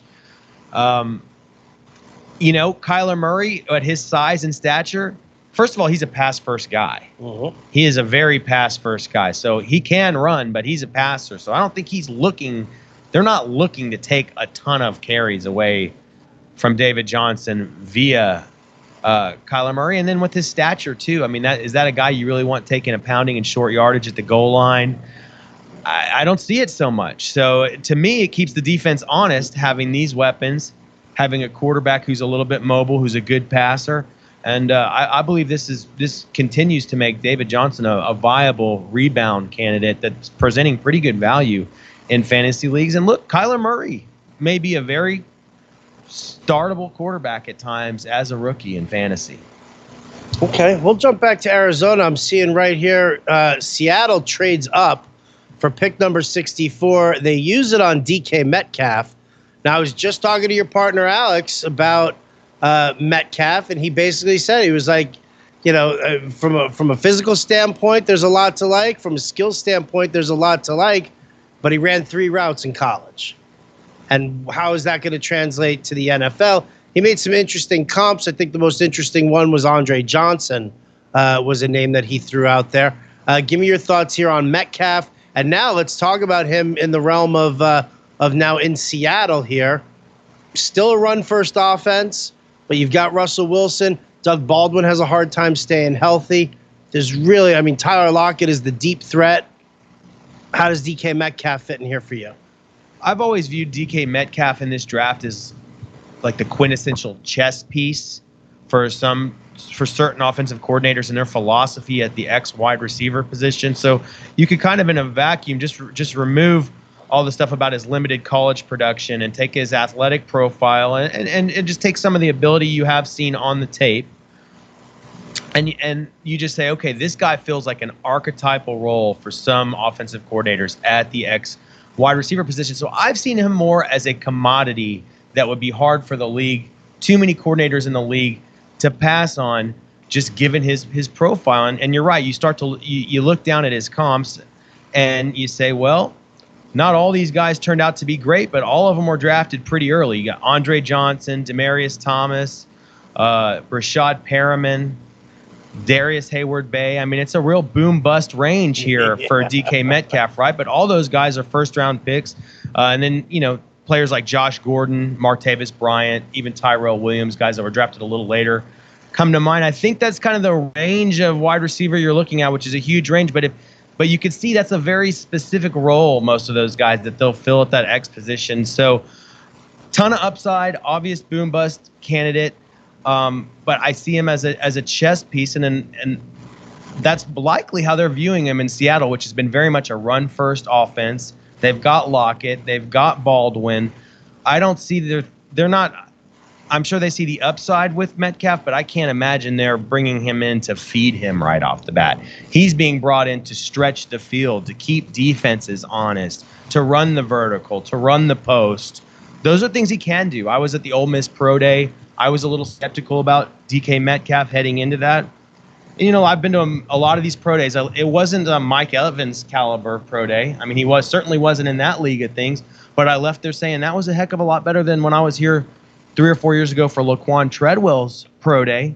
Metcalf had a decent workout. He looks like a decent receiver out there. So didn't blow me away, but I left just saying, man, you don't see too many guys this big and this fast that can catch the ball on tape and put on a pretty good live workout like this that don't end up garnering some value in the draft. I'm really amazed he fell this far. All right. Well, you know what? Let's take a break from the wide receivers. Let's talk running backs for a sec here. Josh Jacobs, he's gone. And it's Josh Jacobs. And he's literally the only running back who's off the board, isn't he? Well, we did have Miles Sanders come off the board here just in the last few minutes. In the last couple of minutes. Who took Sanders? The Philadelphia Eagles, who are having an unbelievable draft, really. Andre Dillard, Arcega-Whiteside, right. Miles Sanders, taking some of the draft community's favorite players in this draft. The Philadelphia Eagles not just pick up Jordan Howard from the Bears? Do they not already have an array of maybe, possibly, Corey Clement, Wendell Smallwood? They've got all of these guys in the backfield, and then I thought they were picking up Howard to be that between the tackles kind of guy there for them. What does Sanders bring to the table here that, is he going to push everybody else down?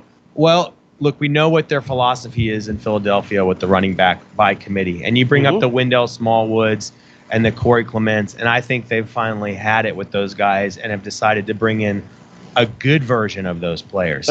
That's the type of back they're looking for with Miles Sanders, but they want an actual explosive, good one who can be a difference maker and a game changer. So I do think long-term he has capability to be a quasi lead back. That would take a cultural and a philosophical change over time in Philadelphia for that to ever occur there. But in the short time, I actually see him as a pretty good running mate to Jordan Howard in a timeshare. I think he's a good complement and a big upgrade over Clement and Smallwood, and then maybe a player who in a couple years from now, when the sun sets on Jordan Howard, maybe at that point they're ready to hand it over to Miles Sanders to be a little more of a lead feature-ish type back. Okay, so in good Dynasty. Good. I was going to say good value in Dynasty. For redraft, not so much. Still, Josh Jacobs has the obvious most value in redraft leagues amongst rookie running backs that you're talking about taking now. Sure, but you got to think Miles Sanders is going to be on waiver wire cheat sheets and waiver wire lists sometime this year. He's going to be a guy at min pricing somewhere along the line in DFS that we're all going to be interested in. So he's going to be kind of touch and go for sure, but that's definitely how I see it. All right, let's talk about some of the other running backs who we're looking at coming off the board here. You have any names that you're really you got a hankering for that you want to see and where you want to see them land? I mean, certainly David Montgomery was a lot of people's number 2 back in this class. I think he was kind of neck and neck with Miles Sanders, a 2A, 2B, and I would expect him to come off pretty soon. He has a lot of Kareem Hunt to him. Obviously, there's a little bit of question about how much real playing speed and real burst he has on film and on the field. But, David Montgomery, he tested fairly comparably to a Josh Jacobs at his pro day. He doesn't show that kind of burst necessarily on film. So that's I think teams are a little concerned how much does he really translate. And he does have the junior profile, but he had a massive production and workload coming out of Iowa State. So it could be a little bit of the tread on the tires. I mean, you notice Miles Sanders and Josh Jacobs are 2 guys with no mileage on the tires. Right. They went bang, bang, 1-2. I think that could be a big part of it. But yeah, I mean, David Montgomery he's got tremendous 3-down capability. He's very hard to bring down on first contact. And certainly a really interesting player. So anybody who's looking for a 3-down type back, I mean, I think they have to be very interested in David Montgomery. And then, of course, there's Darrell Henderson and Damian Harris that are still hanging out there. I think Darrell Henderson is a nice maybe 1B ad. Like, I could have seen him with Jordan Howard. Okay. For sure, right? So the questions about Henderson are, how much real 3-down viability does he have in the NFL? And if a guy like that doesn't have 3-down viability, how much snap count is he really going to get, in a running back by committee? So I think that's the question. But you put him with a Jordan Howard, and that starts to make a lot of sense. So I could see Darrell Henderson getting into a spot like that where they're looking for that 1B, maybe a little lightning to somebody's, thunder, another guy to watch for there for sure. All right. Any other running backs that you want to hit up? Tons. Yeah. All right. So give me a dark horse name of running back, and I don't care what day he goes in the draft. Okay. It doesn't matter to me whatsoever. But give me the guy that you're going to put the Byron Lambert stamp of approval on, roster watch certified. This is the guy you have to keep an eye out for, no matter where he lands right now in this draft. Well, I'm glad you brought that up, and I'm glad you characterized it like that, because there is actually one guy in this draft that I am way out in front of the rest of the industry on, and I'm actually head over heels for. I was trying to save it for tomorrow because I thought it might be a little too trashy to bring it up here. No, let's do it now. Let's do it now. My number 4 running back in the class, who I believe profiles very, very comparably to the top 3 backs in this class, is Alexander Mattison out of Boise State. Ooh, running on the blue, baby. Running on the blue. He's got there's so much to love about Alexander Mattison. He's got a very similar junior profile to Josh Jacobs, David Montgomery, and Miles Sanders. He comes out of Boise State with the 3-down capability and the production that David Montgomery had. He tested at the combine in the vertical and the broad jump. He actually out-tested Miles Sanders, who was the talk of Indianapolis for how much he blew up the NFL Combine. A lot of Miles Sanders' interest has been in the athletic numbers that he generated. People forget Madison out-jumped him in the vert and the broad at the Combine. People try to knock him a little bit for his agility on tape. Finished in the top 7 in the 3-cone and the 20-yard shuttle at the NFL Combine. So this is a guy that people kind of slept on the numbers, and then you turn on the tape, he runs with tremendous leverage. I mean, he's very difficult to bring down on first contact, and he has outstanding 3-down capability. So I say, wait a second. He's got the same junior profile as Jacobs, Montgomery, as Sanders. He's got the same production as Montgomery. He performed nearly as well at the combine as Sanders, and he has the same profile in the 40-yard dash as Josh Jacobs, along with the same beastly body type that Josh Jacobs has. So my question is, what is there not to like about Alexander Madison, and why is he not ranked any higher? Give it to me. I love that. I love that. You're going to need that. Are you in the SiriusXM post-draft draft tomorrow? I'll have to ask Matt Deutsch about that one. I'm not sure about that. Because if you're not, I'm getting myself some Madison. If you are, I'm stealing myself some Madison. I love that. All right, we're going to take a quick break here right now. I'm Howard Bender. This here is Byron Lambert from Roster Watch. You just got the sleeper of the draft, running back news right here, right now. Write it down. That's what you want. We'll be right back with more talk from the NFL Draft live here in Nashville.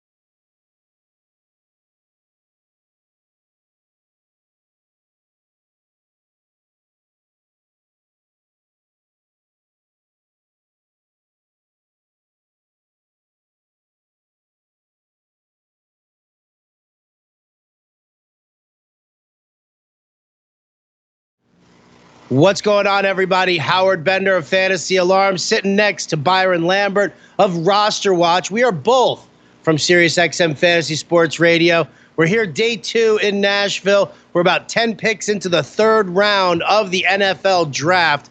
And oh, baby, we got stuff to talk about here. We've covered some running backs. We've covered some wide receivers. We covered the Josh Rosen trade. But here in pick number 73, the Bears make a trade with the New England Patriots, and they move up a couple of spots. And lo and behold, Byron Lambert, who do the Bears take?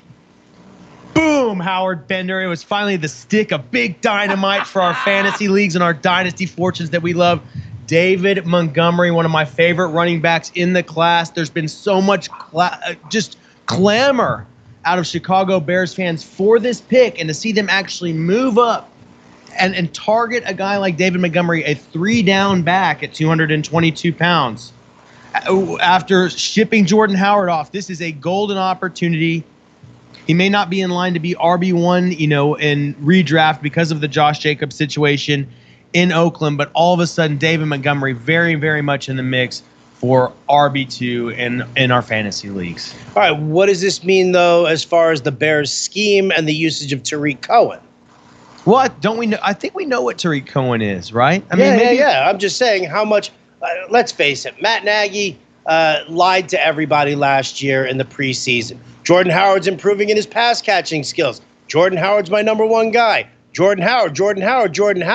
And then, boom, it was all Tariq Cohen right from the start. So he's got a place in a Nagy offense. The question is, does David Montgomery's presence now push Tariq Cohen to an even smaller role?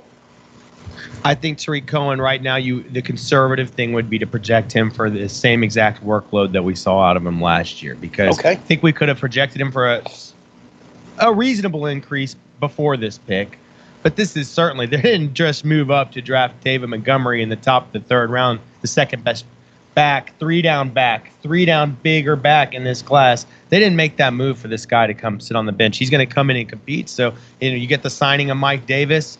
I think that was their contingency plan. Worst case scenario, they're going into the season with Tariq Cohen and Mike Davis. In that situation, you were going to like Mike Davis. In that situation, you got to expect Tariq Cohen was going to get, maybe a 10 to 15%, 20% boost there, right? But now you add Montgomery in the mix, and I just say the conservative thing to do is dial back your expectations for Tariq Cohen to whatever it was he was producing at that level last year. And anything you get in addition to that is like the cherry on top. Okay, love that. Gravy's good. You don't get to be this size without loving gravy. And I'm telling you, man, I think that's a good move there. And it's obviously, so David Montgomery on your board now in rookie drafts, pretty high up. I mean, he's got to be the clear number 2 at this point. I mean, so far we've got Miles Sanders to Philadelphia. You've got him better than any wide receiver. I think so. Okay. I think so. I mean, you could really love N'Keal Harry. I mean, I'm a huge N'Keal Harry guy. It's my wide receiver 1 in this class. I think he's probably the wide receiver 1 if he'd been in last year's. Well, you know what? Let me ask you then here about N'Keal Harry, because I actually had this conversation with Alex. Okay. We've all seen what happens when Tom Brady doesn't like a guy. When Tom Brady doesn't gel with a player, it not only shows personally in the locker room, it shows on the field. Now, I'm not saying that N'Keal Harry is the same or worse as like a Kenbrell Tompkins was, but what we saw, yeah, right. I mean, listen, we saw Tom Brady really struggle with his receivers, and I said it jokingly to Alex, but I kind of meant it. If N'Keal Harry doesn't buy into the whole TB12 diet, the TB12 clinic, and all that other stuff, where does that put him on the page with Tom Brady? Now, granted, Tom Brady's 182 years old, and he's probably not long for this team. So N'Keal Harry down the road, great, that's fine. But for the beginning part of his 5-year contract as a first round pick, I mean, where does that kind of put him as far as with the Patriots? I mean, I think it's very reasonable to counter the notion that there's all these available targets and red zone targets for Harry in New England. I think it's very viable to counter that with the idea that a rookie wide receiver is anything but a lock for production. in a place like New England. And so I think even Harry at probably the clear wide receiver one at this point in terms of fantasy, but not without question marks. Not without question marks. And so when we compare him cross-positionally to the running backs, I got to say, I mean, I probably would still lean towards David Montgomery at this point in terms of just in a vacuum, which rookie do I like to contribute a little more. But that's probably a natural breaking point. I think at this point you're seeing Josh Jacobs out in front at number one, and then I'd have no problem if you start making decisions at 1.02 between Harry and Montgomery. Okay, I can dig that. So set your boards up properly, people. This is what we got going on. So talk to me now. Round 2 out of the way. We're a third of the way through round 3 right now. Talk to me here. Just gut reaction. Winners, losers so far. Is there a player who fell that you didn't expect to fall as bad as aside from Jawan Taylor falling, all the way down to where he fell. DK Metcalf took a huge drop where a lot of people thought he was going to go. But from your standpoint, from your big board, I'm sure you've had your mocks over on Roster Watch there. Biggest surprise, I'd say, for you. Well, I'm certainly extremely impressed with what John Elway is doing in this draft. And I think if you put it together with what he did in last year's draft, all of a sudden you kind of start arriving the idea you may have to start giving him a little bit of credit. And there are sure a lot of haters out there in terms of John Elway and his personnel skills and his acumen as a general manager. But maybe I'm a little bit of a contrarian, and I think I'm going to go to bat for John Elway a little bit here. I'm just blown away that he was able to not get sucked in, trade out of that 10 pick, move back, pick up the extra picks, get Fant, a difference maker at tight end. You don't see tight end prospects like Noah Fant every year. Right? That just doesn't happen every year. We're just throwing Jake Butt away. Oh, toss him in the trash heap. Jake Butt's in the dumpster. Yeah, I mean, he's been so injury prone, and he's a guy I've kind of always liked as a deep sleeper, in Denver. But I think that ship has sailed. And fun to say on the air too. I'm not gonna lie. It's not fun to say, Jake Butt. But then you come back and you use your picks and you get Dalton Reisner. My favorite player from the entire Senior Bowl this year. That kid's a monster. Reminds me very, very much of Kyle Long in Chicago. That's a heck of a player to add to your team. And then you get Drew Lock. I mean, I've said from the get-go, Drew Lock just cannot be a top 10 pick. We are living on the moon, or, we're living somewhere where physics don't apply anymore if Drew Lock is a top 10 pick. Fine if you want to take him. Fine if you like him. We can knock him as a prospect here and there. I don't think he was a top 3 or 5 guy had he been in last year's class. But to move all the way back in the second round and then get your guy. Still get him, yeah. Now we're talking. This is a guy that has some Josh Allen, Carson Wentz type appeal. So, you've got Joe Flacco. These were shrewd moves and good picks a year after John Elway, we'll see. The jury's still out, but he appeared to pretty much crush the draft last year with quite a few good picks. So I've been very impressed with what's going on there. And then, look, we've said all along that one of the big narratives of this entire draft season, at least from our perspective, has been the quality of the offensive line depth in this draft. And we've said all along one of the most exciting components of this year's draft was going to be the ability for teams that need to fix their leaky offensive lines, the teams with the bad offensive lines.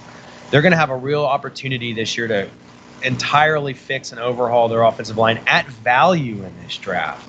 And, I mean, we're already seeing it. We've seen Minnesota attempt to do that. Bradbury at center was a great pick. Bradbury is a monster. He's a stud. We've seen, nobody talked about it in the second round, really. We saw Green Bay go after a center, Elton. I'll have to look up his name. I know. And then we got Eric McCoy to the Saints a few picks later. Two very, very good center prospects from the Senior Bowl. Those are teams where you want to continue to bolster the offensive lines, but then you have Houston. They go back-to-back offensive line. Have we seen a team in more dire need of fixing their offense? How many sacks did Deshaun Watson take last year? And he can't. He's he's ridiculous, and he's not the biggest guy, right? He's Right. not Cam Newton. You really can't have him out there taking those kind of hits. So it was Eric McCoy, the center from Texas A&M. The 16th pick of the second round was to the New Orleans Saints, and then just before that, it was Elton Jenkins to the Green Bay Packers, center out of Mississippi State, that went to the Packers there. So those were a couple guys in the second round I don't think anybody's talking about that are very good picks. The two good teams with good offenses, with good quarterbacks and enticing running back situations. So, I just see a lot of teams making shrewd moves like that. You think a lot of fantasy football and research for fantasy football has definitely evolved over the years. Definitely evolved. And I would say probably in the last 3 years, maybe, we've heard them pound the drum more and more about paying attention to the offensive lines. Obviously, that's something that you really have to pay attention to. It's something that really matters. And I think that a lot of people, do you still think a lot of people overlook that? Like, does the casual fantasy footballer still overlook that kind of thing? Or if they subscribe to Roster Watch or to Fantasy Alarm, or they listen to us on the channel here and they hear us pound the drum, is that sinking in enough?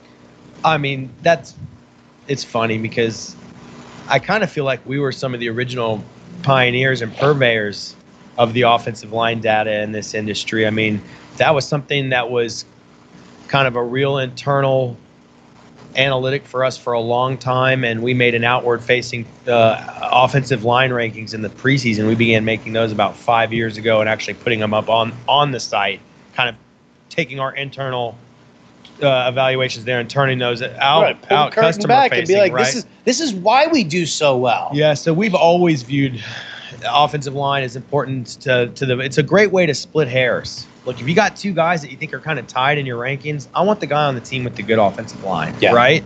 So, and there's a number of things that you'll look at like that. So yeah, I mean, you get excited if you're a Houston Texans fan, and you got Deshaun Watson that you need to protect, and you got a running game you'd like to somehow get going a little bit, and you come out and you go bang bang. I mean, that's good for fantasy. That's good for real football.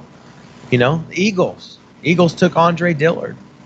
They're trying to stay a step ahead of the curve with Jason Peters getting old over there. They've got a good offensive line. They want to address the need before it becomes a crisis. Yeah, with what otherwise is a good roster. I mean, these are just shrewd moves. I said it a couple of years ago when the Falcons picked up Alex Mack in free agency. I was like, that's a move right there that's going to be a game changer for the Falcons. They needed to solidify the offensive line with a center who is going to help, lead that charge there. And lo and behold, that's what happened. So, I mean, yeah, listen, I think that it's definitely something that gets overlooked. I like the fact that, you consider that a good solid tiebreaker. I do. Most people, it's just kind of funny in the fantasy world that they don't pay attention to it. So, if you start releasing them 5 years ago, dude, power to you. Thank you. Roster Watch Nation, obviously super appreciative of it. No doubt about it.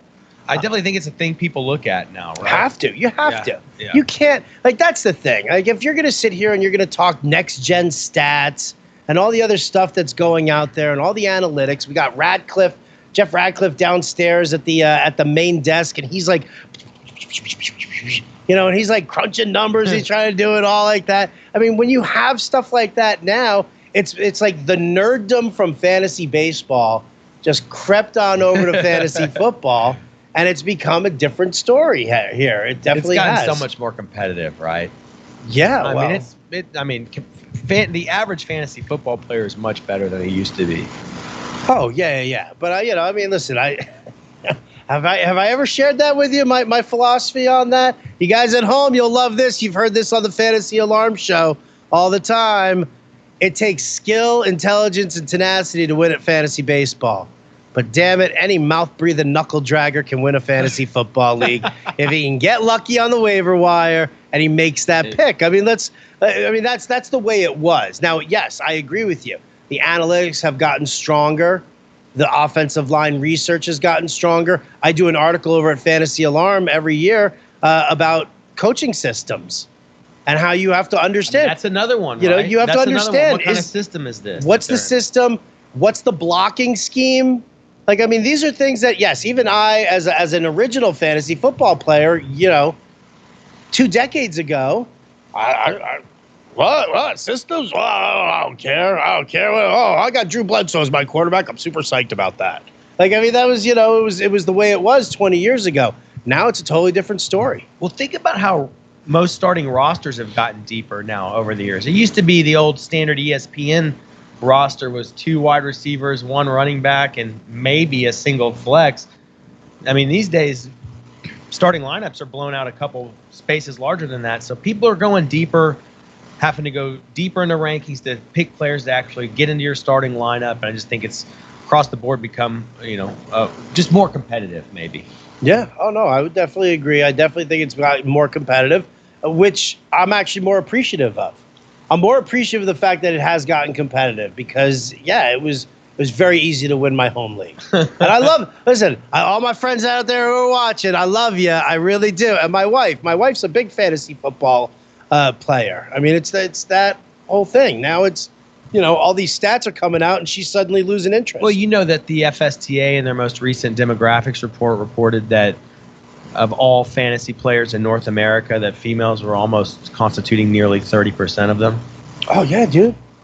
That's fantastic. I track FA Nation female population, and I love it. I'll give some shout-outs here. I'll give some shout-outs to Steph Gregory and Cheyenne Bailey, 2 of the biggest badasses in fantasy football. 2 of my favorites from FA Nation, man. They are an unbelievable pair of ladies who just crush it in fantasy football. And they were both like, as soon as they heard that I was doing an Alliance of American Football League at Fantasy Alarm, they were all over it. Oh, that's cool. They were all over it. And what happened?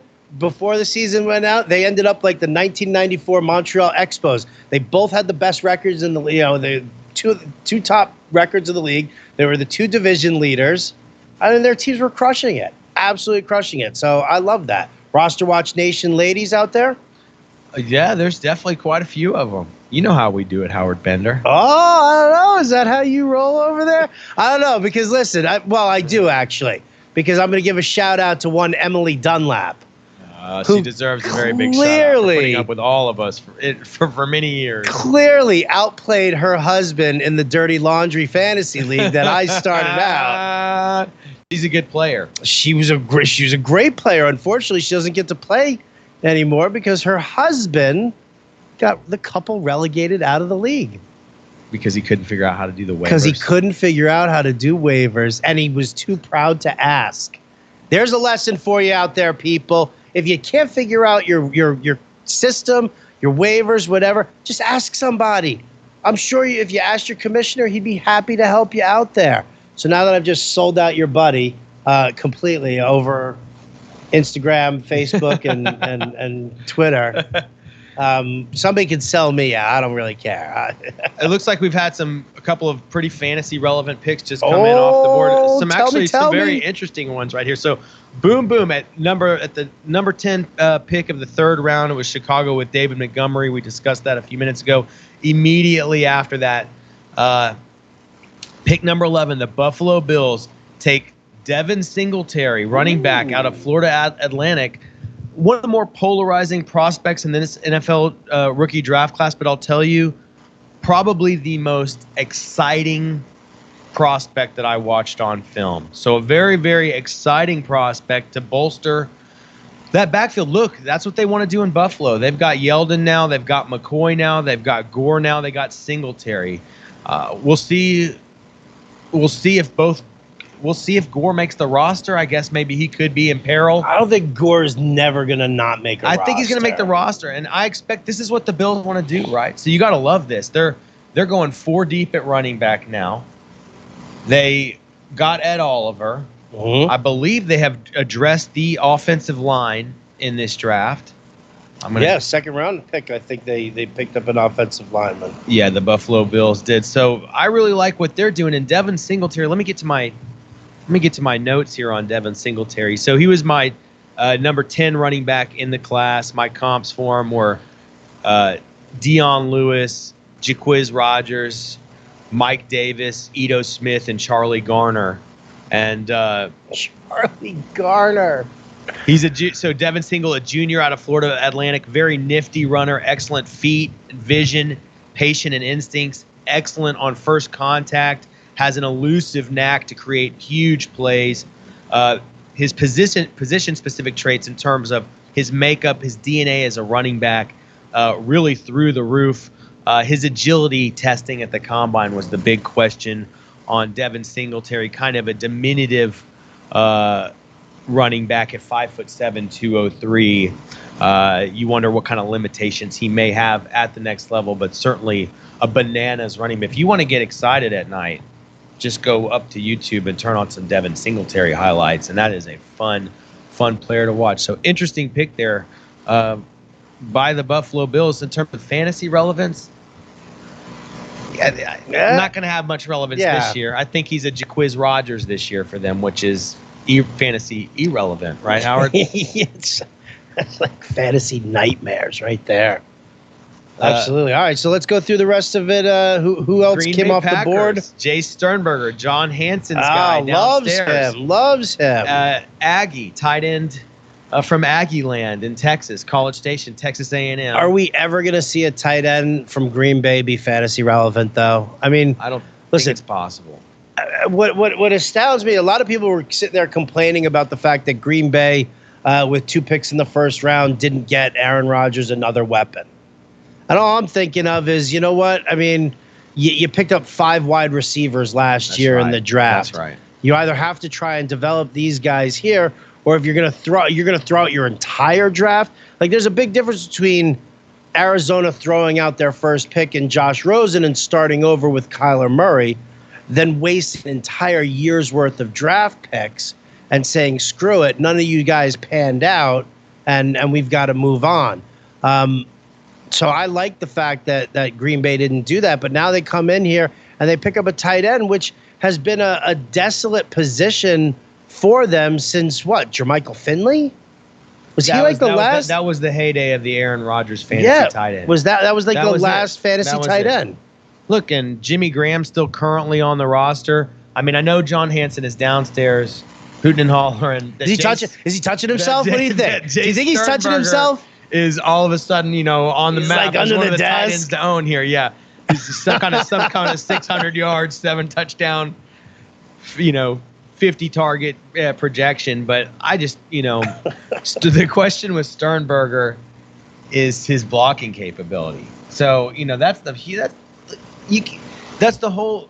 For a tight end to be relevant, he has to be able to really stay on the field. And these guys that can't block, ultimately, they can't play on this field and get a big enough snap count to really be fantasy viable. So you just worry a little bit. A very good receiver, very productive receiver coming out of A&M. You just worry, how ready is he to contribute immediately in any kind of viable snap percentage, especially if Jimmy Graham stays on the roster, which I think at this point there's not been any speculation otherwise. 2 tight end sets, and you just leave them in there and just until the kid gets the blocking down. Well, Jimmy Graham, another guy who's really been a struggle as a blocker in his career. Jimmy Graham's still living off of his days in New Orleans. I mean, that's really what it comes down to. I mean, he's never even remotely touched those numbers, nor do I ever see him touching those numbers again. It was a special time there. It was it was just great chemistry with Drew Brees, and he just hasn't been to a team since. Like, Seattle didn't deal with it well. Green Bay isn't dealing with it well. I mean, we've seen that pattern right there. So I don't know, man. Sternberger, future. Again, you got to think that Green Bay's obviously saying, well, Aaron Rodgers isn't going to be our quarterback forever. Jimmy Graham's going to die sometime. Yeah, no, I mean they're and he's probably a guy that was fairly high on their board at this point. Yeah, Packers in a luxury situation, and maybe just be able to do that. A lot of these other teams really drafting for need. That's always an interesting thing to observe in the draft. Is we always want to talk about playing or taking best player available. The reality of this situation is that's rarely what happens. Teams draft for need. By default, you have to basically. There's no way to grade these guys so precisely that you can say this guy is definitely better than this guy when I'm the guy pick 100 or pick 101. At some point, you say, well, I like both these guys, but this is the position that I need. Right? And Absolutely. so interesting to see how that kind of intersects at the draft. But and a lot of teams really going after those needs. And look, right at pick 13 of round 3, a big need for the Washington Redskins. It wasn't Paris Campbell, but they did go get Terry McLaurin to put with his old college quarterback, Dwayne Haskins. Give him another pass catcher with Paul Richardson, eternally on IR, and Josh Doxson just being Josh cannot Doxson. get off the mat in the NFL. We know we've got Trey Quinn there that we're hoping to replace. Trey Quinn, a golden son. Yeah. Here we go. Let's do this, because if you guys tuned in on the live stream yesterday, and you saw Alex and Byron talking Trey Quinn, there was like a little between the whole like Trey Quinn's name came up, you guys were like, ooh, hey, So give me the rundown on Trey Quinn then. Well, Trey Quinn was the all-time leading high school wide receiver in the whole United States when he came out of high school. He was, as of a few years ago, he was the last true freshman to start in the LSU offense. He had a falling out with Les Miles. Okay. And left LSU and went to SMU. Played for 1 year at SMU and had an absolute monster opposite of Cortland Sutton. I went to SMU's pro day to scout Sutton and Trey Quinn, and came away impressed with both of them in different ways. But Trey Quinn with big 10-inch hands, big, huge hands, right? And he's kind of like a Cole Beasley, but bigger. So he's a big, strong slot guy that I think has the requisite quickness and speed to get it done in the NFL at that position. So he's been a guy that we've said all along, man, he's a good player that people are sleeping on. We said it when he was drafted last year. I think it was in the 7th round they took him last year. And we've always said Jamison Crowder was going to be leaving in free agency. We knew that was going to happen, as we've been kind of looking at the dynasty construct of the Washington Redskins. And so from day one, we've just thought Trey Quinn had a pass. Had a path to something. And then you think about Case Keenum, who's done pretty well with kind of the Stephon Diggs and the Emmanuel Sanders. Not that Quinn's one of those. Terry McLaurin, in fact, is maybe a little bit more of one of those type of guys. But a slottish type receiver. There had seemed to be some chemistry there with Keenum. This is obviously before we knew Haskins was drafted. So that's where all the interest in Trey Quinn kind of lied, in the overall suckiness of the other wide receivers there, right? So bad. They're really so bad. Like, the fact that Jamison Crowder came to the Jets just really kind of saddens me a little bit. It does. I'm not going to lie. Trey Quinn is a tough, hard-nosed dude. Okay. Like a no-nonsense, eat, sleeps, football kind of guy. So, I don't know. There's just a lot that we've always really admired about him. But, Terry McLaurin right here, wide receiver out of Ohio State, a versatile player that I think can play some slot but can be moved around outside. It's actually really what they need, right? Because they don't know if they have a slot, and they don't know really what they have at outside receiver. So somebody with a little bit of versatility here, another pass catcher. McLaurin is a player that we scouted at the Senior Bowl, had a very nice week there. Not as good of a week as maybe Deebo Samuel that you've heard so much about, but he was kind of like a poor man's Deebo Samuel at the Senior Bowl. A couple of drops. But really able to get open in a variety of ways and made quite a few plays against plenty of DBs who are being drafted right now to play in the NFL. Right. So I like the fact that if you're going to draft Dwayne Haskins, you're going to try to put some weapons around this guy, and maybe one that he's a little bit familiar with. Does Terry McLaurin have any fantasy value this year? No, probably not. But he's a dynasty guy that I can get interested in a second, third, fourth round of a dynasty rookie draft. It's really hard. It's hard to believe that there are any guys really. I mean, with the exception of like you said, Josh Jacobs. There are possibilities for David Montgomery. You look at some of the wide receivers there, and are they guys who you're gonna, there's nobody out there right now who, if you're just doing a redraft league, okay, there's nobody out there who I see going earlier than the, 10th or 11th round. Like I receiver wise, that's going to make any kind of a major impact here.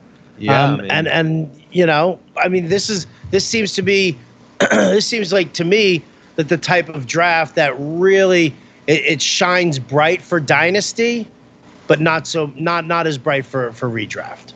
Yeah, and it's still going to be a landmine in dynasty, right? You're going to have to really carefully step through this minefield to pick the right guys in your dynasty rookie draft here, because here's the thing about this draft is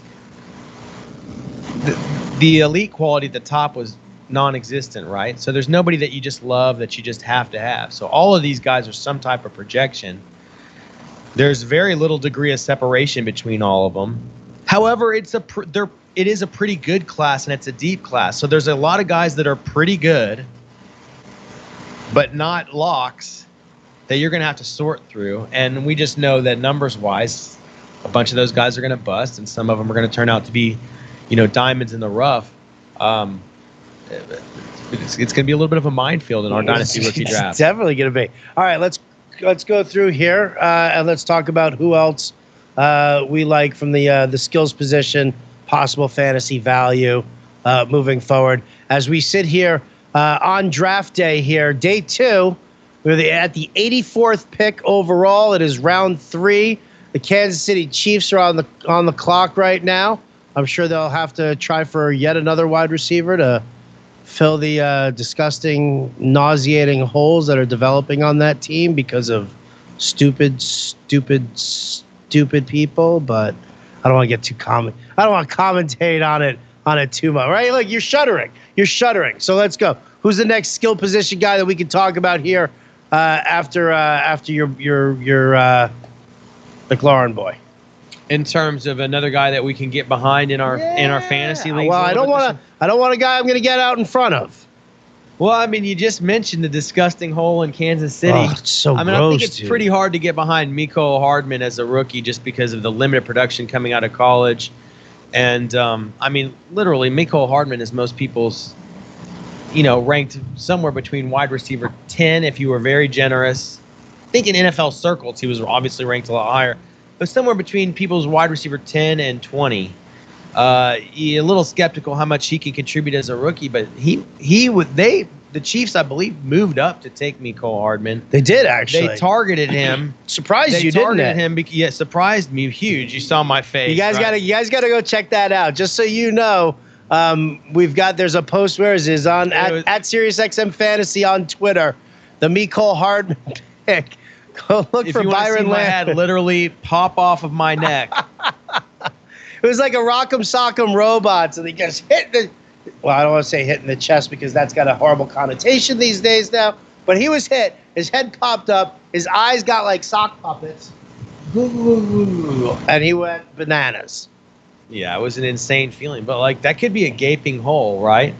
And here's the thing about Mecole Hardman. It's so interesting to me that he was drafted this early because I got to the end of my evaluations. I have a model and a grading system I rely on and trust very, very much at this point. I'm usually very comfortable with the rankings that it generates. They all pass the eyeball test for me. I have him ranked at wide receiver 19. Jeff Ratcliffe says he has him ranked at wide receiver 20. But the thing that was so interesting to me was it was so hard to rank him higher because of his limited production coming out and because he's a little bit on the smaller side. But at the end of the day, I couldn't stop thinking of Ted Ginn. Primarily, Ted Ginn was the guy I kept thinking about, and a little bit of Marquise Goodwin. Those ended up being my comps for him. And so you say, wait a second, there's something here because for some reason, I can't get my grade any higher on this guy. Can't get my ranking any higher on this guy in a pretty deep class. But boy, these comps are a lot better than the comps you usually have for your 20th ranked wide receiver. Right. So how do we reconcile this? And I think that's what the Chiefs and maybe a lot of the other NFL circles saw on the tape with Mecole Hardman. I mean, Ted Ginn hadn't been a stellar career, but he was a first-round pick, right? And, I think he can – think about it. That's the kind of guy who can play a Tyreek Hill-ish type role a little bit.